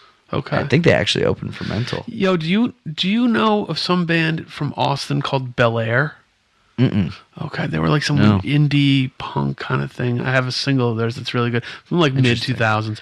I bet Blake would know about that. What was your band prior to Power Trip? Somebody asked me to ask you this. Fuck, who told you to ask? I can't remember. I knew the name. What is the name? Hold on, let me see if I can find it. It's deep in the text at this point. Go ahead. What is it? Yeah, you're gonna eat the apple now. I really don't want to say this. Say it. It's like my 1 point. Fuck. We're called Balls Out. Balls Out, right. That's right. You did a split 7-inch or something? No, we never did a record. We did a tour. We did one tour. Where'd you tour to? Toured to Florida and back. It was fucking sick. Florida we had a great seems time. like the kind of place that's receptive to balls out. Yeah. Did you guys play cool. like This Is For You Fest or something? No, we did play shows with kids like us. Okay. Yeah. But no, we were with this band Lookout, who changed their name to Lion Wait, who is actually one of the first Triple B bands. That's right. I actually Josh and Huskin, that is an underrated fucking record. That it is. Came I out on actually, Triple B. I think It's I pushed good. them to Sam. Yeah, they're cool dudes. San Antonio, right there. Those were the guys that I like went on my first tour with. So like those are very good friends of mine. Did you go out to the Have Heart shows they played in California? No, I didn't. But I remember that tour. But funny enough, like by some weird coincidence, now Blake is in Bloom, which has members of Lion Weight playing in the band. I think, and it's like a shoegaze like project. Like Blake became friends with them, but I had known them long before, but I didn't introduce them, so it was just kind of a weird thing. He's like, "Oh, I've been jamming with these people." I'm like, "Who?" He's like, "Oh, my friend Tyler and all those people." I was like, "Oh yeah, I know all those guys." You know? That's really funny. Yeah, it was great. All right. Well, we're kind of wrapping up. I don't think there was anything else. You got anything else you want to talk about? Did we? I don't remember. This is not the longest episode, but guess what? We had guests. Host Andrew, anything you want to talk about? No, I got nothing. I have very little to add to a hardcore podcast, so I appreciate. No, you did a great job. Yeah, thanks. Appreciate it. I don't know. We have like a single coming out before the end. Of the year. Shit! Okay. That's like. That is cool. Tell us about that. Adult Swim asked us to do one, so we did this song. I'm actually really excited for it. It's got like some really like Kill 'Em All Metallica vibes to it. Really? I think people are gonna be like impressed because it almost sounds a little not that the recording quality is any less, but it sounds like rawer and older than the Nightmare Logic than the last record. So I think people are gonna be like, "Oh shit, what up?"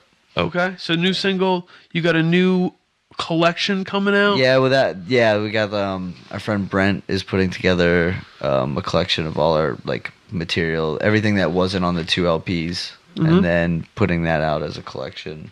Okay, so keep an eye out for that. Yeah, that'll be cool. That's a nice thing because a lot of that stuff didn't get a really proper release. Greg did a great job on like the 7-inch and stuff.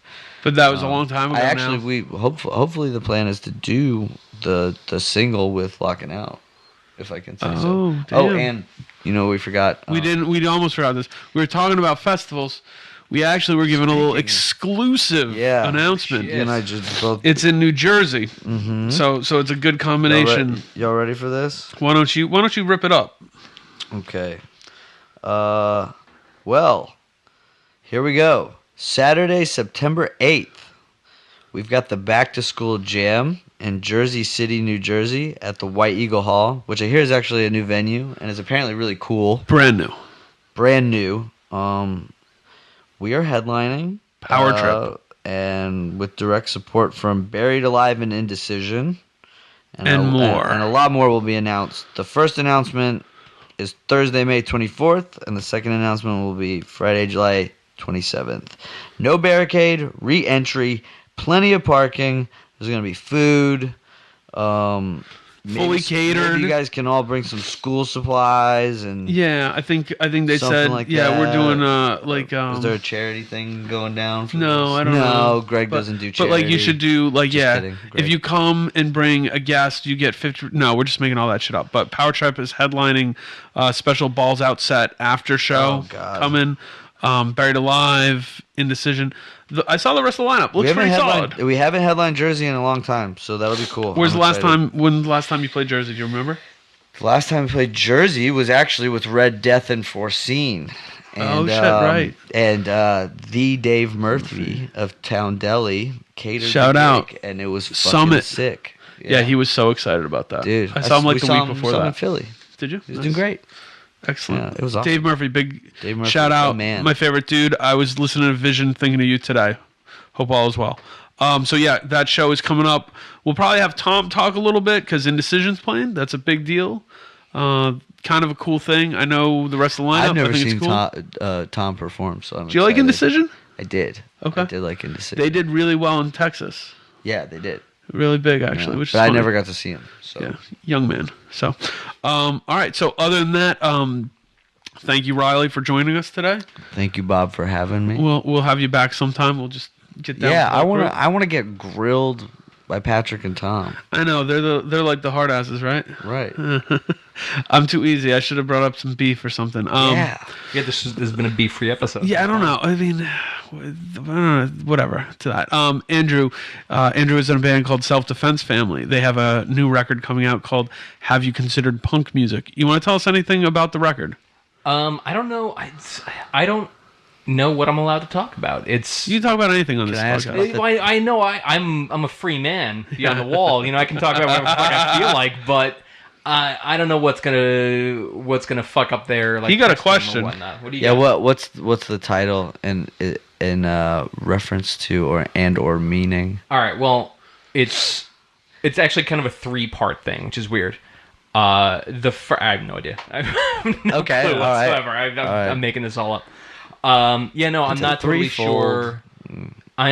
It's a mystery wrapped in an enigma Exactly. Yeah. in the middle of a labyrinth. I like it. Let me go on record as saying I Have like you Have you considered punk- considered the first punk reviews are in. music? Yeah. I assume it's some kind of nod to Have You Considered Jesus? But I didn't even think I of couldn't that. say for sure. Yeah, being able to dip in and out like this means that I don't get I don't really get told when it's like time to release things. I Right. found out the record got announced when people were texting me saying congratulations. Yeah, Like, yeah. For what? So when it comes out, buy it. I think it's among my favorite things we've ever done. But Is it a full length? It is a full length. On Run for Cover. Musically, where was your head at? on this one? Musically, it's some of it is a little bit slower. I play a decent amount of pedal steel on this Whoa, record, cool. so yeah, it gets a little strange. Embracing that country trend. Yeah, exactly. That's where the Hot money right is now. right now. Have you guys so. talked about how hot country is right now? It's really hot. So hot. It's so hot for hardcore kids to drop out and love country now. It's I can't weird. believe that's back again. That's why, because that was hot I when know. I was first dropping out. Yeah. Really? Yeah. There was a time where that was when was that? When would that have been? Oh 03, 02. I'd say, Oh, yeah, that like did not 03 hit to Texas. 06, Maybe it was like something like such a like Texas, you rebellious guys were too. backlash. Yeah, you guys are too We were, like, steeped too, in like- country. Yeah, we're like, yeah, I think that's what it must have been. But Early now on, every it was- motherfucker in the world. I was going through my iTunes collection and I found a Clint Mall record. And I was like, oh shit, I haven't listened to this in a minute. And the only reason I have framework for when that was is because I was like, holy fuck, this was like 12 years ago. What the shit? There was So, a country yeah. revival. All right, quick. Have you considered punk music? It's a Yeah. take on Have You Considered Jesus style, evangelizing from both angles. Punk is goofy, but it probably beats most shit coming at you. That's straight from Patrick. So. That's a good. That's All right, good. so- you're like, oh Jesus! I was like, I like that. Okay. Yeah, this is kind of because we're gonna do Lord of the Rings style. The like show ends 3 times. Fuck, what the hell was I gonna ask you? Oh, okay. Since we didn't get in beef, you threw out a tweet a while back. Oh yeah. Which one? This one. Well, you're quite a Twitter figure. So we can talk about- not anymore. You were hot for like a year or two. I only come out when as needed. Okay, the Wolves. Yeah. You threw out some public support to Code Orange. Was there perceived beef between you guys and Code Orange? There was perceived beef between us and Code Orange. Like I will go on record and say a Power Trip is like full on. We have Code Orange's back, and that's like we are like Team Code Where did the Orange. beef come from? It was just some like miscommunication from other fucking people like delivering telephone secondhand information bullshit, to the band, and it was one of those things where like basically Jamie had texted me. It was like, hey, we need to talk the first day we meet, because they headlined they did direct support to the shows in the UK on that Trivium tour. Their direct support. Yeah. He says, hey, we need to talk. And I'm like, what about? And then he didn't respond through text or whatever. First day he comes up, he takes me over, and we start talking about it. And so it was just some stuff had been said where it was construed as shit talk, but wasn't really like. Right. It was one of those things where, and I'll say it right now, it's like Code Orange is not what I look for in heavy music. Right. But like I saw them at those shows, and they're a fucking force. Like they have what they want to do down so well, and it's thought out, and it's like it's completely thoughtful. Like I have nothing but respect for them, and so does everybody in my band. And I just was like, I want that to be clear. I didn't even want to bring that up because no, I'm glad. No, I wanted to bring it up to you, but I didn't want to bring it up because I don't like Code Orange musically. Mm-hmm. But you know what else I don't like? The bands they're influenced by. Or a lot of the bands. It's like, and I said it to somebody, I'm like, if I say I don't like this shit or I try to shit on, it's like, yeah, man, you don't like this whole box of stuff, so why would you? But if you see that band live, they're a force. They're crazy. Fucking great. Yeah, and I grew to like for a band without a singer, without a frontman. More, yeah. Holy shit, dude, it's cool. I hadn't seen them in 3 or 4 years before. It had been a long time since I had seen them. I don't even know if I had seen them as just Code Orange. It might have still been Code Orange Kids. And so when I saw them after all this time, I was just like really like impressed, and like I was proud of them, because we've always gotten along really great. Yeah, I think that's why it was sort of a bigger thing, was because like I mean, I would feel the same way. They're like, damn, that's what they think. Like I thought we were friends. Like me and Jamie talk, and then you have someone else coming around saying, hey, Power Trip's talking shit about you guys, and it's like that's not what I do. Like he and I mess with each other all the fucking time. Like, sure, but that's like we can bust one-to-one each other's thing, balls, and then it's like, was I just being serious the whole time? To him. Oh yeah. And it's like, no, that's not true at all. I'm gonna stoke this back up tonight. Yeah, Watch for that around 11 o'clock. Fire this whole thing up. This will just come. Boy, I can't believe what they were talking about. Yeah. Clever editing, and we'll get this back on track. Yo, all right. How much do you want? More hot? Do you want more heat from the seat? Dude, whatever you want. All right. So I had heard that you and Turnstile might be touring. Power Trip and Turnstile might have been touring together. We that's gonna happen. I don't think this is damn. My, you know why? Because that tour is hot. This is my goal to force upon like the modern music scene as the best chance that we have, is we do a tour, and it's Code Orange, and it's Turnstile, and it's Power Trip, and it is a triple headliner where every night we all rotate slots, and we all split everything down the middle. And all quick equal. time out. The best hardcore tours I ever went on, that Righteous Jam's Mental R&R, there's a pretty clear hierarchy of who was bigger and who wasn't. Yeah. The money was split evenly every night. That's really cool. I didn't know that. Yeah, just because that was that's just really great. And it was like, good thing clearly Mental was the biggest. Righteous James was hot, and R&R was a cool band who people liked, smaller, right? Yeah. But they split everything 3 ways because it eliminated this ego piece, and that was done at a band level. None of those bands had managers. Yeah, so that's where I'm coming from. If you guys did that, those shows would be huge. It would be massive. It would be like a landmark tour, I think. And then get like having like, I don't know, maybe regional support or something, like get Knocked Loose on there, or Nails or something. Just be like, look, this is like Slayer's calling it a day. All these motherfuckers are getting older. Like these are the bands that are saying, we've been around for 10 fucking years. We want to be around for 10 more. Do you guys want us or not? Is heavy music gonna die, or are you guys gonna like, look, we're the new breed that is like knows this world and knows how to navigate it to some degree. So Andrew, this is something that I think is interesting in the current purview that is different. And like, if you're an older person, stop and look around because it's so cool. when I got into hardcore punk in the late 90s, there were a couple things that I really messed with, and then a bunch of stuff that I really didn't. And I would check it out a little bit, but there was stuff that was like, I steered away from it. Whole hat, like just like, oh, it's like that. No, I'm out on it. That doesn't seem like the way 16-year-olds are now. Like they will fuck with Code Orange and Scourge and Ghost Main, Discrepancy and Ghost Main, and like that. Some 18 Vision sound and shit. I don't know, but like it's super open in this broad way that makes me excited. Now, I do want them to check out old music and hear things, but that's on old people not being douchebags about the way you pass that on. But like that tour would be huge. So last night, yeah, it would be. I think so. I think so too, and that's what I want to happen. But last night in DC, there was this squad of kids there, and they all looked like straight like new metal, Hot Topic goth. Kind of like swag, like big pants, and like a lot of. They thought Darkest Hour was playing, stuff like that. They come up to me and they start like talking about like obscure like death metal and black metal, and they give me like their black metal tape, and I'm like, you guys look like you should be at an industrial show, like a Ministry gig. But you're like Skinny big puppy. Power Trip fans, and you're like schooling me on like death and black metal. It's like what, like I know, it's cool. I thought it was fucking awesome. One girl was wearing like an acid bath shirt. The other one had like a fucking Bathory shirt on or something. That's like cool that. as hell. And then, it's like this is, I don't know.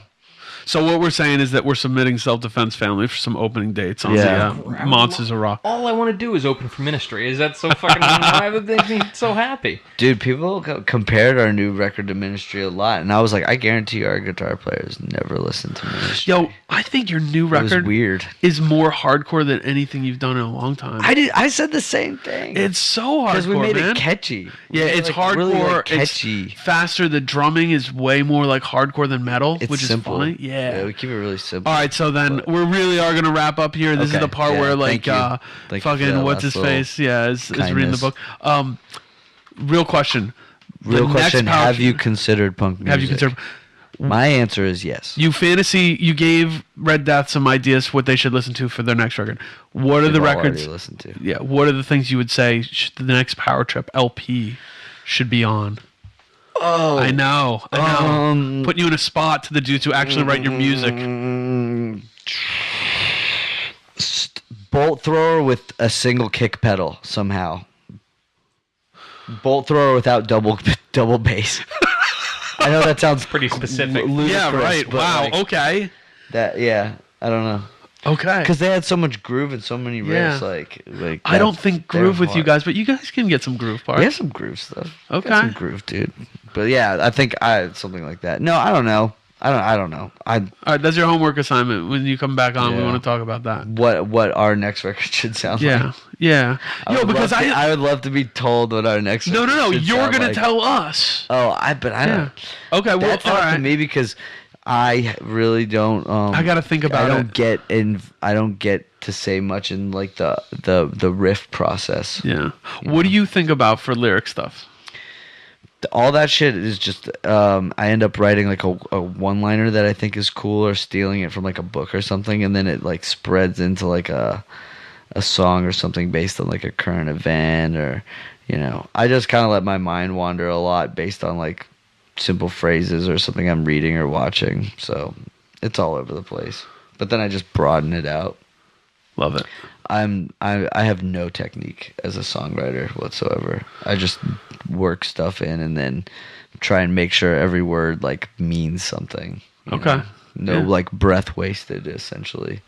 Because there's so many bands I feel like have like false, like they just want to say some hype phrase or something. You got any like, specifics? You want to call anybody out? No, not right. I honest to God can't really think of any, but that always just seems to be a move is like what's gonna be like the big sing along part, or like it doesn't matter if it means shit, fuck, I'm trying to think of someone to call out and I can't even think of it. Like I just stumped right now, but all right. You know what I mean? I do. That posturing where it's like You know, I get it more from Code Orange now, but some of that like the Hurt Will Go On stuff. You know, Okay. at first I was like, "What do you mean?" kind of, and then like. So you were kind of you didn't see it. Like some of that kind of like. Well, you know what? It's funny because it's like that fine line, and I won't call out Code Orange. I'll say Turnstile too, but bands who are really good at having stuff that catches people's attention. Yeah. And like, oh shit, like. Did you come up with this hot phrase that you think people are going to grab onto that'll look great on a shirt? Or was this just part of your process? You know what I mean? Like, I think that's one thing we lack. It's great. We have. Yeah, you're not good with that. But that's like the metal we have punk no side like of you. anchored image. Yeah, it's like everybody's just we just do whatever the fuck we want and dress however the fuck we want, and it's that's what it is. You know, I don't like being like, oh, we have to like. A very wealthy, very prominent band manager contacted me, and he was like, I like the boy band aspect of your group where it's like 5 of you are individuals, but I think you need like a centering image before people really get your band. And I was like, yeah, no, thanks for your time. Wow. Yeah, and we were like, we're not gonna fucking work with this guy.